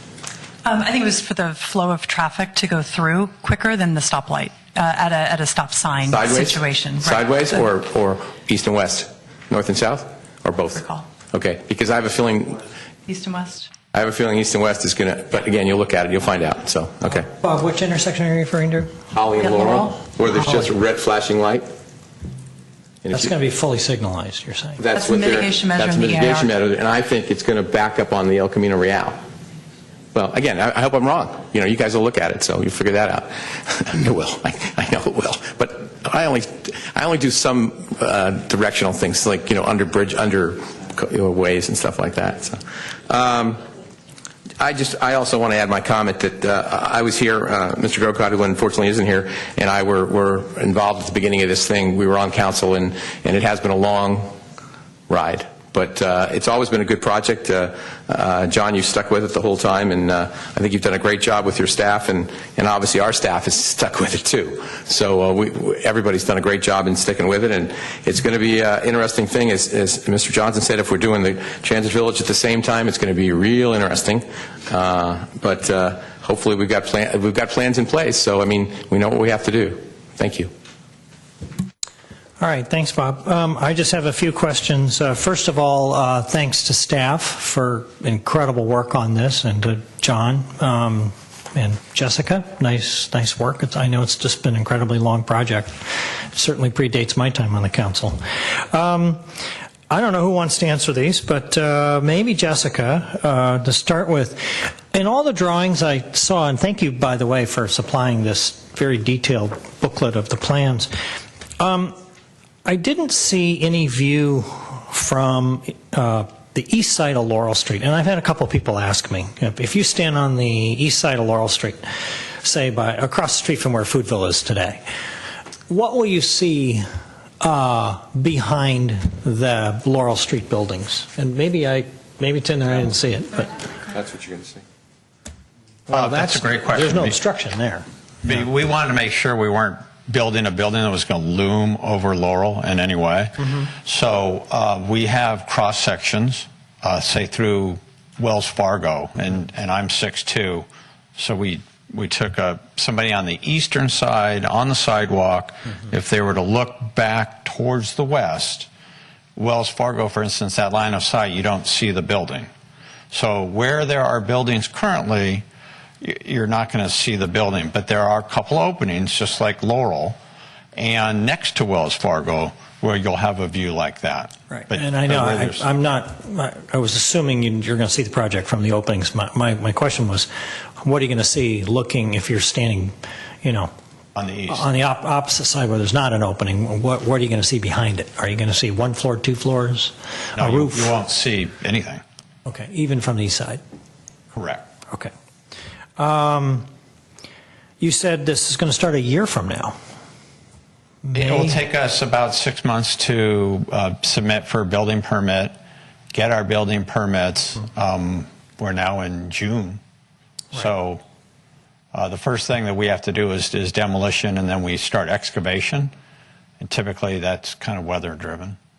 Forgive me if I missed it in here, but we always get asked, is there a number people can call if they want to complain about something? Will there be a number posted somewhere where people can contact the project manager, or will they? Yeah, that was one of the Lisa's nodding her conditions head, of yes. the Planning Commission. They wanted a sign on, for just that reason, on all four sides. So they're going to call you and not Lisa or Al, right? We'll They're going to have, call you? No. We'll have a person that they can call on site. All right. This is just really a curiosity question. Have you had any preliminary interest from potential retail vendors that are interested in those sites? Yes, we have. So, I mean, it's a great location. San Carlos is it's not as dynamic as Laurel, but it's a great street, a lot of traffic. So we think we're going to have a restaurant at the corner there. And How novel, a restaurant. Well, there's really great demand, and the spaces in between, we are very confident will be filled up right away. Okay. So we're kind of far away from being able to deliver, so we haven't actively, done anything more than just solicit preliminary interest. All right.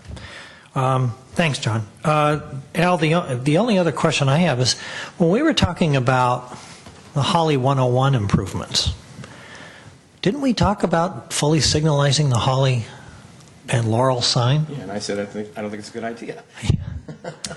Holly at Laurel, it could have been that there was discussion at that time. And I remember think, Bob saying at the time. Yeah, and the reason, again, I think as Lisa alluded to, is it's actually inefficient the way it's designed now, because there's no rhyme or reason to it. You pull up and you look around and you see people crossing and walking and driving.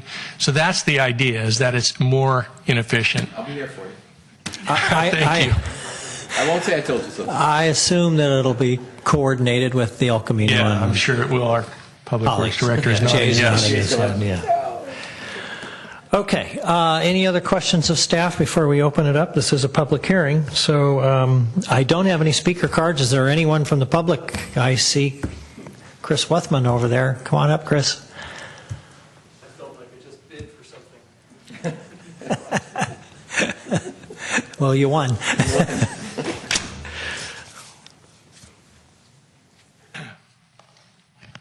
Good evening, councilors. Thank you. My name's Chris Wuthman. I'm a San Carlos resident, and I also do work in real estate development.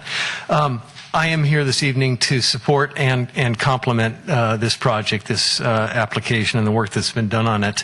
I did come and attend the Planning Commission, and I commented there that I think it's a handsome design. The new architecture firm is an outstanding firm, and they've done a great job building on the terrific work started by the original architect. I also commented, made a couple of suggestions for possible improvements in the garage for pedestrian safety and accessibility, and I appreciate that they were taken into consideration in the project for the benefit of the citizens of San Carlos. I have one other comment this evening. It's of a different nature. It's more technical, a civil, legal type comment with respect to the tentative map, which is part of your approval and in your packet. And this is something that actually could be taken up, I think, at the final map filing. But if I'm correct on this, and I could be wrong, it could be important for consideration during the interim period, planning during the interim period. The tentative map appears currently to make the city's, to set up the city's parking garage as a condominium. Now, this is different from what Lisa said in her remarks. She referred to it as a parcel. And the comment I wanted to make is, alternatively, it can be set up as a parcel as opposed to a condominium. It appears a tentative map sets it up as a condominium. The city may not want it to be a condominium and part of an association. It may be more advantageous for the city and for the developer for it to be a separate airspace parcel. So I don't know what conversation there's been between the developer and the staff on this point, but I thought it's an important enough consideration for the for city's long-term interest in that garage, how this is technically and legally set up. So I just wanted to say this for this period until it becomes codified in a final map. And that's it. Thank you very much. Great. Thanks, Chris. Okay. Through the chair, Lisa, could you respond to that, please? It is established as a condo parcel for the city, and then the city would be a participant. See, we got both words in there. Condo lot. Okay. Okay, condo, go ahead. I mean, I'm just trying to understand his point and what's the counterpoint. Right, so it is a condo. Okay. And the city would be the owner and participate as well in the Property Owners Association. Okay. And I would need to check in with our legal counsel as to the advantages or disadvantages of the so two you're options. going to follow up and we'll make sure we get the right It words. was established in the disposition and development agreement, though, that it would be the condo and that the city would participate as such, but we can look into those options. Okay. Well, thank you. Okay, thanks, Chris. Go ahead, John. We did talk about that quite a bit.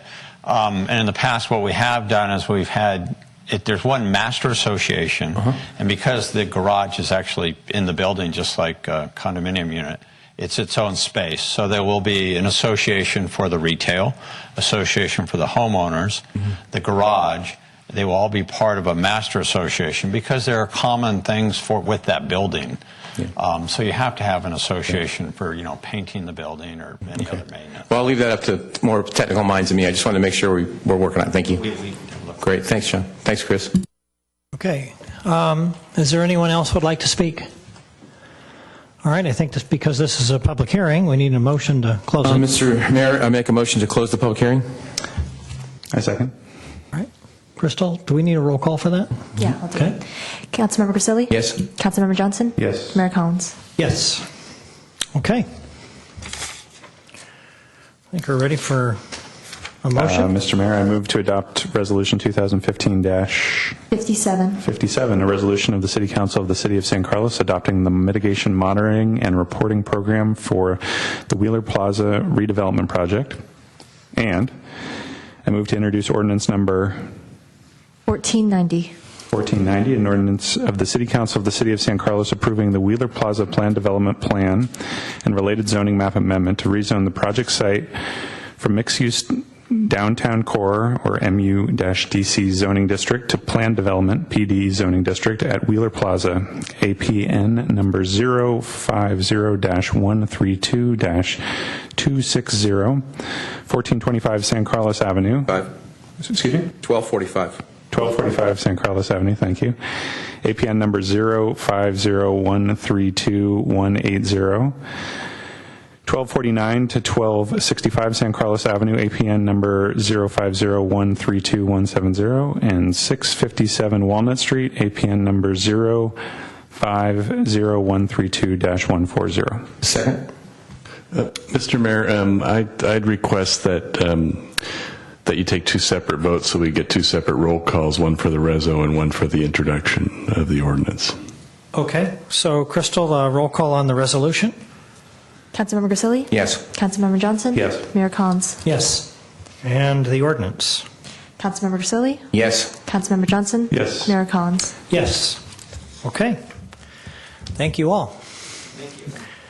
All right, moving on to item 10C, consideration of fiscal year 2014-2016 mid-cycle budget adjustments and adopting a resolution authorizing the adjustment of fiscal year 2014-2016 general fund and non-general fund budgets.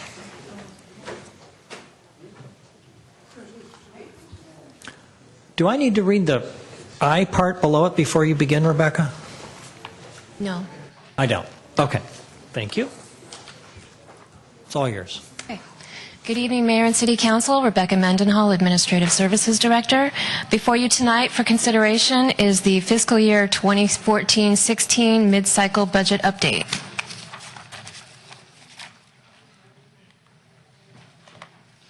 This is the second year of a two-year budget cycle, and as part of the mid-cycle review, staff has conducted a thorough analysis of year-to-date revenues and expenses and projections for the coming year. In addition to the fiscal review, departments are given an opportunity to review their budgets and request additional funding if needed. Tonight, there are recommended changes to the general fund, the wastewater fund, and the capital funds.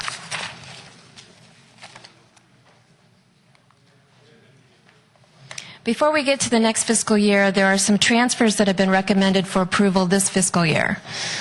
The general fund loaned money to NPDES and the sewer fund in the combined amount of $710,000.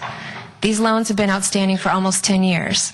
As both the sewer and the NPDES funds are projected to have positive balances at the end of this year, it is recommended that we settle these loans.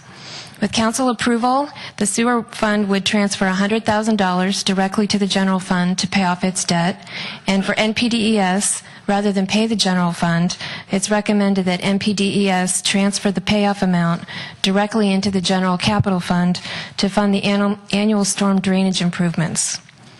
In addition to settling the loans, staff has recommended additional transfers from the general fund into equipment and technology replacement funds to replenish the depleted balances following the purchase of a new fire truck and the new technologies throughout the city. So moving on to the next fiscal year, the changes recommended for the general fund can be broken into three categories. There's one-time additions, there's operating expenditure increases for known changes in expenses, and program enhancements. We have two recommended one-time funding requests: professional services funding in the amount of $120,000 to fund a study of infill development opportunity sites in El Camino and the Laurel Street corridor. This is a strategic plan objective. And secondly, funding for development plan check services to support the anticipated increase in large-scale commercial and multi-residential projects. This expense will be fully recovered through fees collected. The next category of changes is for known operating expenditure increases. Included in this category are unexpected increases in our pension costs due to the CalPERS assumption changes, known contract increases in public safety services, including fire, and additional costs related to annual software subscriptions, license renewals, and funding for facility maintenance costs. Included in the maintenance costs is funding for trash pickup around the train station. Following a detailed review of the budget and operations, staff has recommended the following program enhancements.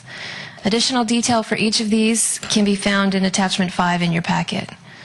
These requests include funding for the Holly Street backyard collection service to remove garbage bins away from the street to avoid potential risk to drivers and pedestrians, continued funding for 2 school crossing guards, funding for IT consulting to support the strategic plan 10-year target to make most government services available online, funding for additional recreation programs and activities which will be fully recovered through fees paid by participants, funding for anticipated increases in legal fees.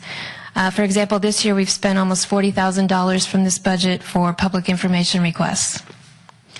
Funding for community development professional services to assist with special projects, funding for the implementation of a countywide fire station alert system. In addition to the professional services funding request, there are several staffing changes that have been recommended. The first is the reorganization of the Public Works Department. This is due to the new initiatives and requirements by the Regional Water Board. And there's no cost to do this, as we would eliminate 2 Public Works Superintendent positions and replace them with the Public Works Supervisor, a new Civil Engineering Technician, and a new Senior Maintenance Worker. The second position is to restore an account technician in the Finance Division. Several years ago, we eliminated this position, and since that time, the functions of business registration, payroll, accounts receivable, and payables have been handled by 2 full-time staff. With the increase in payroll reporting requirements for the Affordable Care Act and increases in the volume of transactions, we've had quite a backlog of delinquent business registration renewals. Restoring this position will increase customer service levels and enforcement of delinquent accounts, which will potentially increase our registration revenues. Due to an increased number of projects and programs such as potential bond measure, residential parking permit program, and the shuttle program, it's recommended that we add a senior management analyst position to the city manager's department.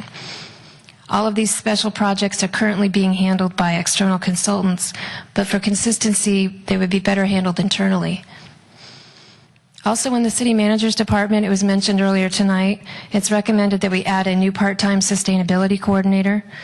This position would be responsible for implementing the Climate Action Plan measures. And finally, it's recommended that we add a new systems analyst. With the increased demand for technology, IT staff's workload continues to increase, primarily in the areas of project management and application support. As the city continues to move toward more online programs, there's an increased need to support these, as well as our existing infrastructure.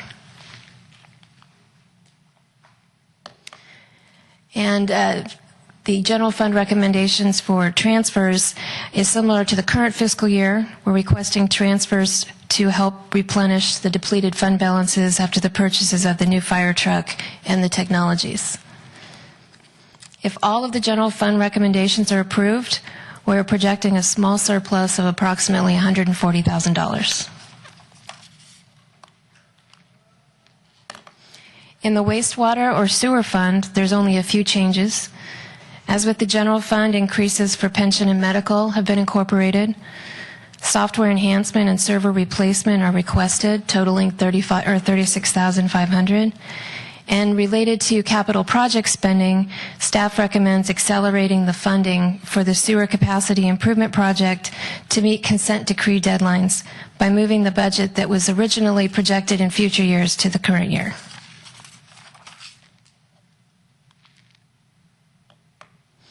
In the Capital Fund 25, there are several recommendations.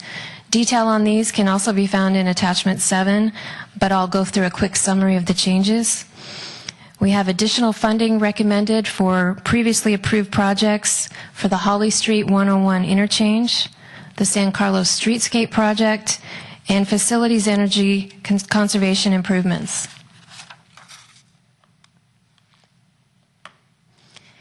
And we also have an addition of several new projects: City Hall signage on the first floor and throughout City Hall, a community garden at Eaton Park to replace the former BMX bike area, enhancements to the IT infrastructure at the courtyard to support being the backup EOC location, and funding for an EIR for synthetic fields at Burton and Stadium Field, funding for an evaluation of the city's field and agronomic conditions, removal of a fire tower that's structurally unsafe next to Station 13, funding for traffic improvements at the Four Corners intersections, and funding for a master plan for North Crestview Park. If all of the recommendations are approved tonight, the resulting expenditure budget can be summarized as shown here. One item to note is the general fund expenditures shown in fiscal year 2015-16 reflect a $9 million payoff of the landmark lease financing agreement. We anticipate that to be paid off this fall.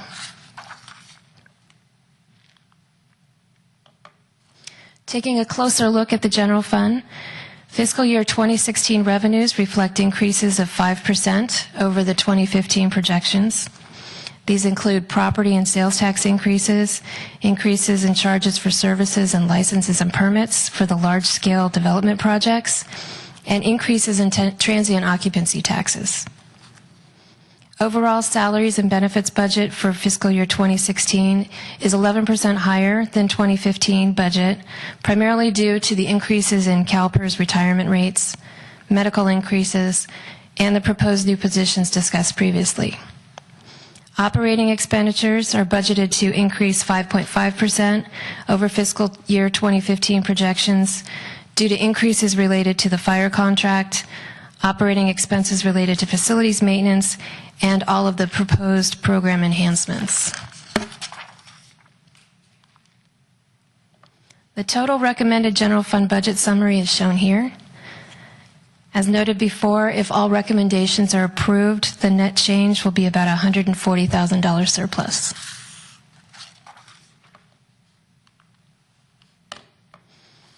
In summary, the proposed budgets before you tonight result in the following fund balances for fiscal year 2016. Under GASB 54 presentation for fund balances, these balances are split into several categories. Unassigned balances are immediately available for use. Assigned balances include amounts set aside to be used for specific purposes. In the general fund, these include a $3 million reserve for capital and $3.2 million reserve for unfunded liabilities. Committed balances are those that have been committed by council via resolution. And non-spendable or restricted balances are restricted by external parties or contracts. These include prepaid balances and grants that are subject to certain restrictions. So looking ahead, there are still threats to our budget, uncertainties related to how CalPERS calculates our rates going forward, costs associated with the implementation of the Affordable Health Care Act and stormwater regulations and permitting, uncertainties related to public safety contract increases, energy and healthcare cost increases, and the historic drought and its negative fiscal impact. So with that, I'm happy to answer any questions. Okay. Cameron? Thanks, Rebecca. So I have a number of questions. The first one, so basically to summarize, economic times are good. Revenue is exceeding expectations. We have more money, and so we're making this adjustment by enhancing some programs and doing some additional capital projects. Is that a good summary? Yes, and we've also done a projection for future years. Great. So that's great news. This is a question for you, also maybe a question for Jeff. You know, we've talked about in the past that when times were leaner, we outsourced a number of services, outsourced public safety, and draw down the overall city headcount. And I've heard, Jeff talk about sort of the philosophy of what happens when times are good.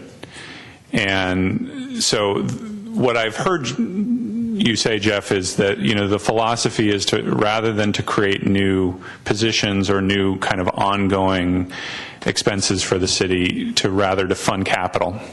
Because it's sort of a fungible thing. You can put money into capital when times are good. You can draw it down when times are leaner. My sort of trying to look at kind of the high level ratio here is it looks like we're doing about $2 million of additional capital and $2 million of additional program expenses. And that's not what I would have expected. I would have expected it to be a bit more capital intensive and a bit less on the creating new position side. So I just wanted to kind of you to comment at a high level. How do you think about that? Sure. Well, I don't think the position creation would be anywhere near $2 million. I think it would be far less. So I do think in terms of capital funding, that we would continue to outpace sort of the operational budget growth. But if you look back over the last several years, which have been good years too, where we've seen growth in the city and not budget cuts, but a growing budget, virtually all that growth has gone into capital, with actually some years the operating budget is still shrinking. And the operating budget has returned significant savings every year that the council has then retroactively applied to capital. So that the capital growth in the city, in my 15 years in this city, the amount of money that we're spending on capital investment is far greater than any period in the last 20 years, aside from specific bond projects like the library or grade SEP. If you factor those out, just the routine maintenance has been very high. And this budget, even the operating budget, there's significant investment in the operating budget for Lou back there to take care of our facilities so that so that they last longer and we don't have to replace them as soon. So that's where a lot of the investment in the operating budget is going as well. I would like to ask a couple questions about the two of the positions that are being created. So one is, I think you called management analyst, and my understanding is this is sort of a full-time person who would do some of the duties that Elaine and her team are doing today, because what was perceived to be short-term project contract work is now looking like, we can fill the role with a long-term person. Do you see that as a replacement for the contract work, or do you see it to augment it? And how do you see that sort of fitting into the sort of special projects that you've created over the last year? Yeah, I think we probably wouldn't seek to fill that position on July 1st, and we would be looking to fill it towards the end of the contracts, the special contract analyst and the special contract director that we have now, so that they, there really would be little or no overlap in the two. And when do those contracts end? I believe we were anticipating those would go until November, about the time of the election, and potentially earlier, depending on some decisions that the council will make between now and then. Okay. And then on the IT position, my concern about the way it's been described is that, we talk about, well, there's 80 some odd projects and we have these goals. I'm worried that, IT is a place you can dump endless amounts of money without seeing a lot of tangible results. So I'm wondering, it would make me feel better if there was some specific things that, staff wanted to accomplish with that position. Can you give me any more color on specific initiatives of what that person would be doing? Because the 80 projects to me just felt a bit vague. Well, we have a number of initiatives going right now. We have hired a network consultant to review our infrastructure. So depending on the results of that, there'll be a lot of changes that need to be made. There may be changes that need to be made to that. We have, just like with the capital projects, we haven't spent a lot of time keeping up to date. Like our backup servers are coming to the end of their life. And so there's routine maintenance that needs to be done, that needs to be ongoing, and we just haven't had the bandwidth to do that, as well as continue to implement all the new programs, the application support that it requires. Okay.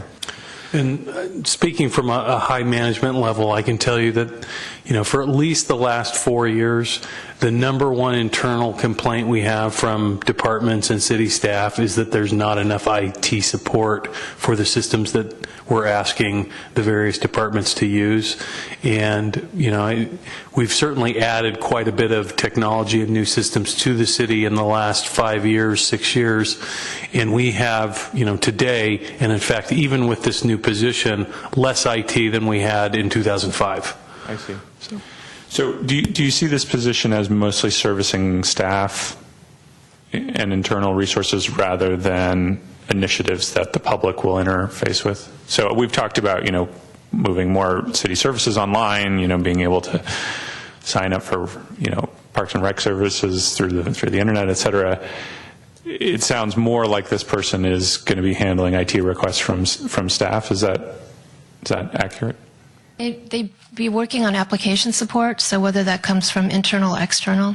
So when somebody has an issue with something on a website, even the residents will call in and say, hey, we have a problem here. Mm-hmm. The website is one thing, one of the projects that we want to look at, and so this person would be application support for that.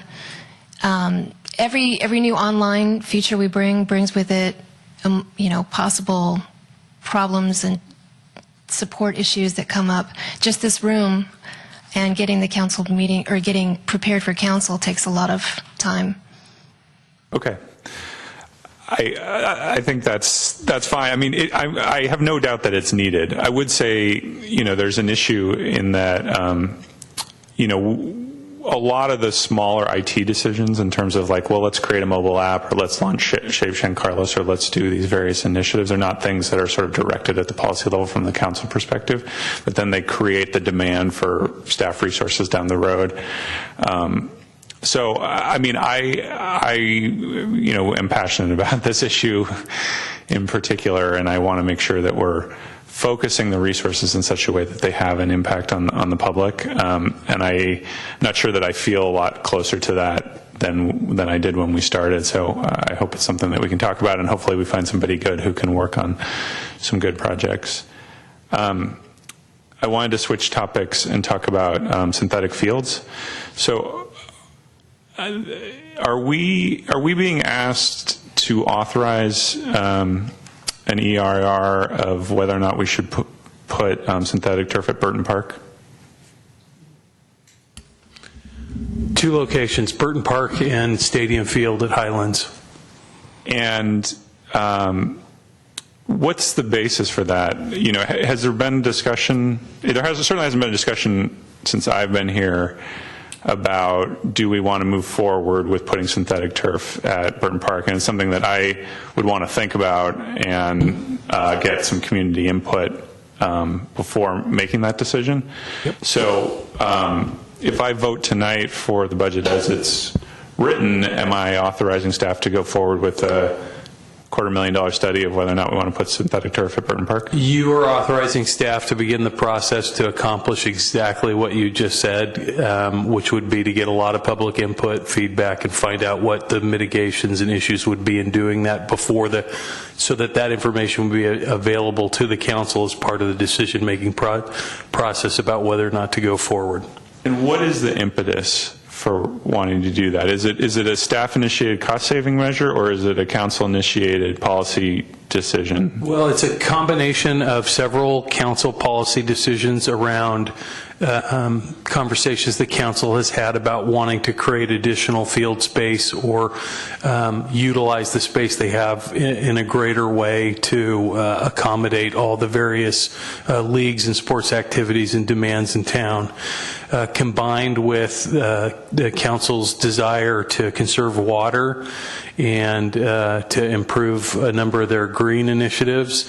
And, as we really started to look long and hard at the drought and the data around the drought and what the thinking is about how long this is going to last and the impact, it's really hard not to take a look at Burton Park now and Stadium Field and at least have the conversation about whether or not it makes sense to put synthetic turf there. I know for most people their initial reaction is, ooh, no, grass is so much better. I feel that way to a certain extent, but I think it's time for us to really hone in on the word better. And what does that mean? Is that, our history and our sensation about how we feel about grass, or really its impact on the environment, the fertilizer, the water, the months that it's closed and not available to the public for use during the year? These are all significant issues that, when I look at, honestly, I have to say, grass maybe isn't better. Synthetic turf is better in those categories. Now, whether or not the council wants to go there, wants to come up with the funding to do that, whether or not that's something the community wants is another story. But I think we have a responsibility to at least have a significant dialogue in the community about those two fields. So I totally agree that it's a reasonable thing to talk about. I don't know that it makes sense in the context of a budget appropriation. And I don't know how my colleagues feel about it.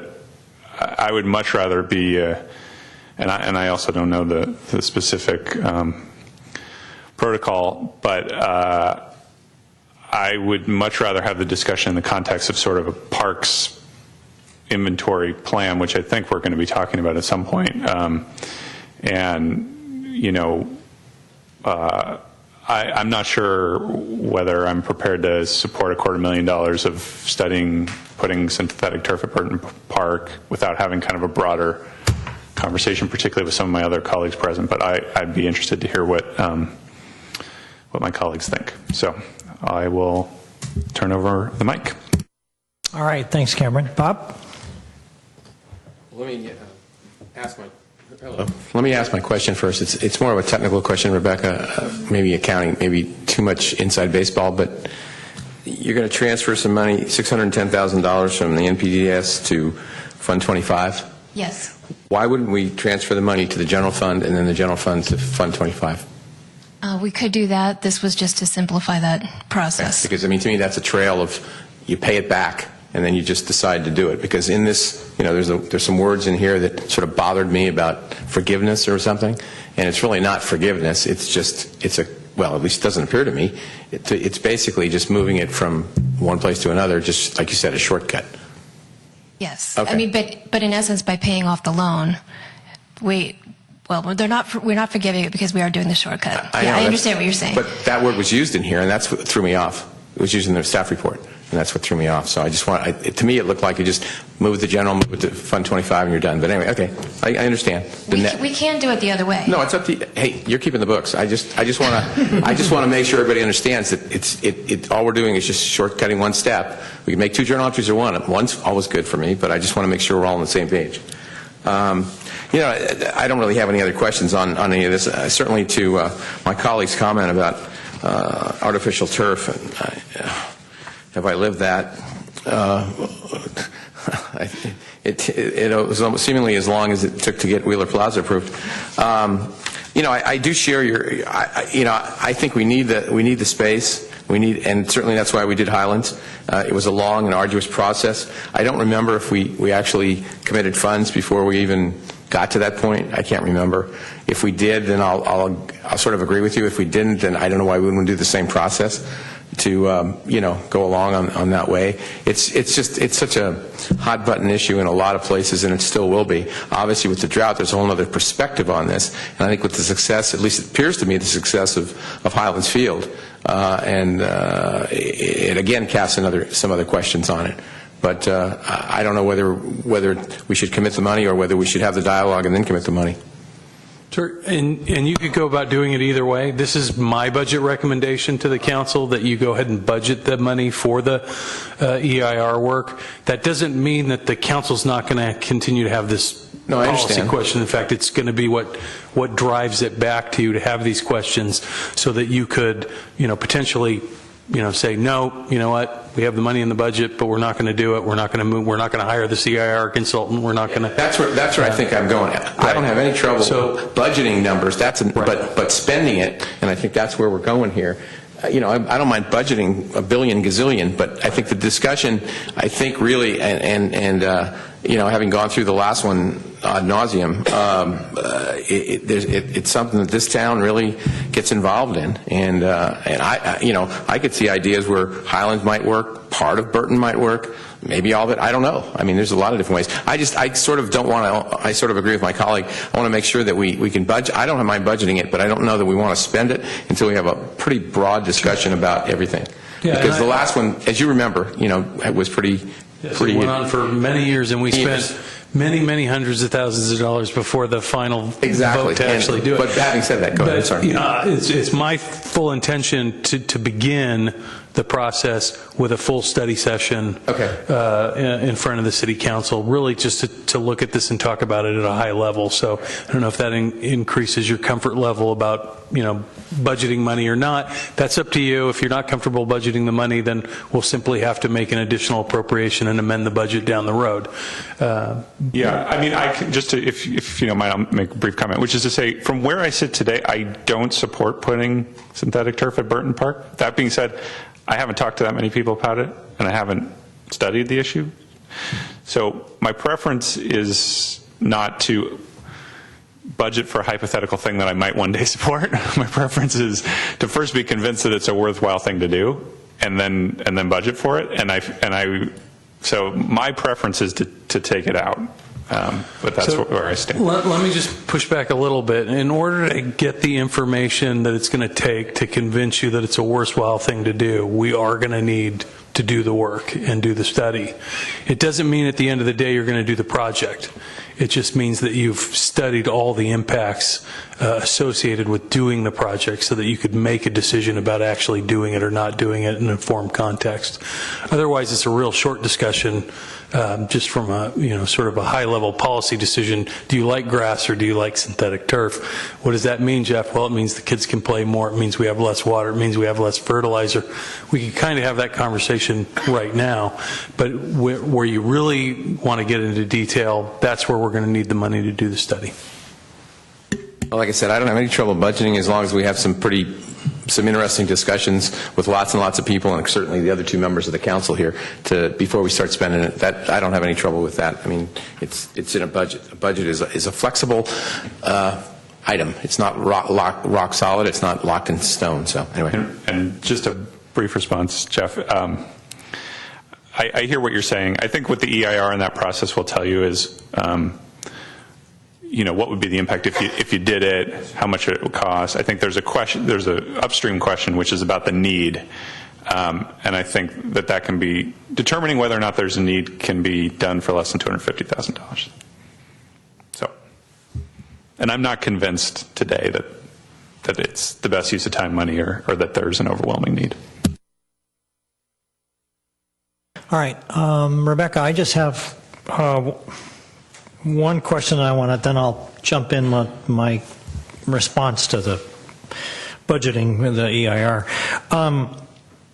One of the things Jeff and I have had a conversation about over the years, and we've all generally had this conversation, I even mentioned it at the State of the City, was the fact that, we cut a lot of personnel years ago, and, we're kind of proud of that we kind of run a lean, mean machine. But I think what I'm hearing is that there's a cost to that in terms of the workload on the people who work here, and that some of the rearranging you've been doing and adding in staff positions and things is an attempt to sort of ease that workload on the people that have been doing it for the last few years. I mean, do I read that right? Yes. Okay. That was what I thought, and there is always a flip side to every move you make, and so I applaud the fact that in the times like in the flush times that we have, that we do spend the money wisely, and that we are adding back the personnel that we probably didn't want to cut several years ago. So thank you for that. So let me just kind of just give my thoughts on this whole EIR thing. And thanks, Rebecca. You can sit down now.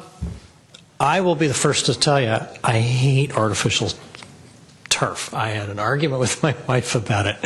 She wants to rip out the lawn and put in a rug. My neighbor did it. There's people doing it, and I said, over my dead body.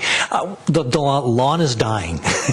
We're letting it die. We're going to replace it with drought-resistant plants. But I realized that we had this conversation. I say we loosely because I wasn't on the council. You were, Bob, with respect to putting artificial turf in years ago, and it was a long, drawn-out battle. But times were different then in the sense that we didn't have a severe drought at that time. We weren't talking in as dire terms about global warming and climate change and the loss of water resources as we are today. I recently saw a chart that was absolutely terrifying, showing our snowpack on a 6-year decline down to virtually zero now. So the reason that Cameron, I think that I would rather leave the money in the budget is a couple of reasons. First of all, I don't think we can ignore it. But secondly, we're in a different dynamic now. It's a situation that requires that we pay attention to it. Plus, we do have the financial capability at this point to leave it in the budget. We can take it out. We can say we don't want to do the EIR. I understand your discomfort with it, but like Bob says, it's still our decision whether or not we want to go through with it. I'd rather leave it in and have the discussion. And when Mark and Matt are back, we can argue about it as long as we want. But I really feel that we ought to leave it in for now. If we take it out, and then all of a sudden we end up in a recession, and the drought gets worse. I don't know how it can get worse, but we get to the point where people are having 50 and 60% water cutbacks. Then we got people coming to us and saying, "You mean to tell me you had the money in your budget and you took it out to do a replacement of your turf?" I would rather have the discussion when we can budget the money and make that decision, rather than have our backs against the wall and then have to find the money. And then what do we cut? I'd rather leave it in there now. We're not going to spend it until we've decided that we want to go through it. But I just think it's important that we leave it in for now, and that's really all I wanted to say. I hope you understand that. And Mr. Mayor, if I could just add for Cameron, my commitment, Cameron, to you will be that we won't spend a dime of the money until we come back and we answer those basic questions for you and the full council on need. We're updating the Mahaney study right now on field usage that the council asked for, so we'll have more data in the coming months for you to be able to sort of put some context around this before we launch into an EIR process.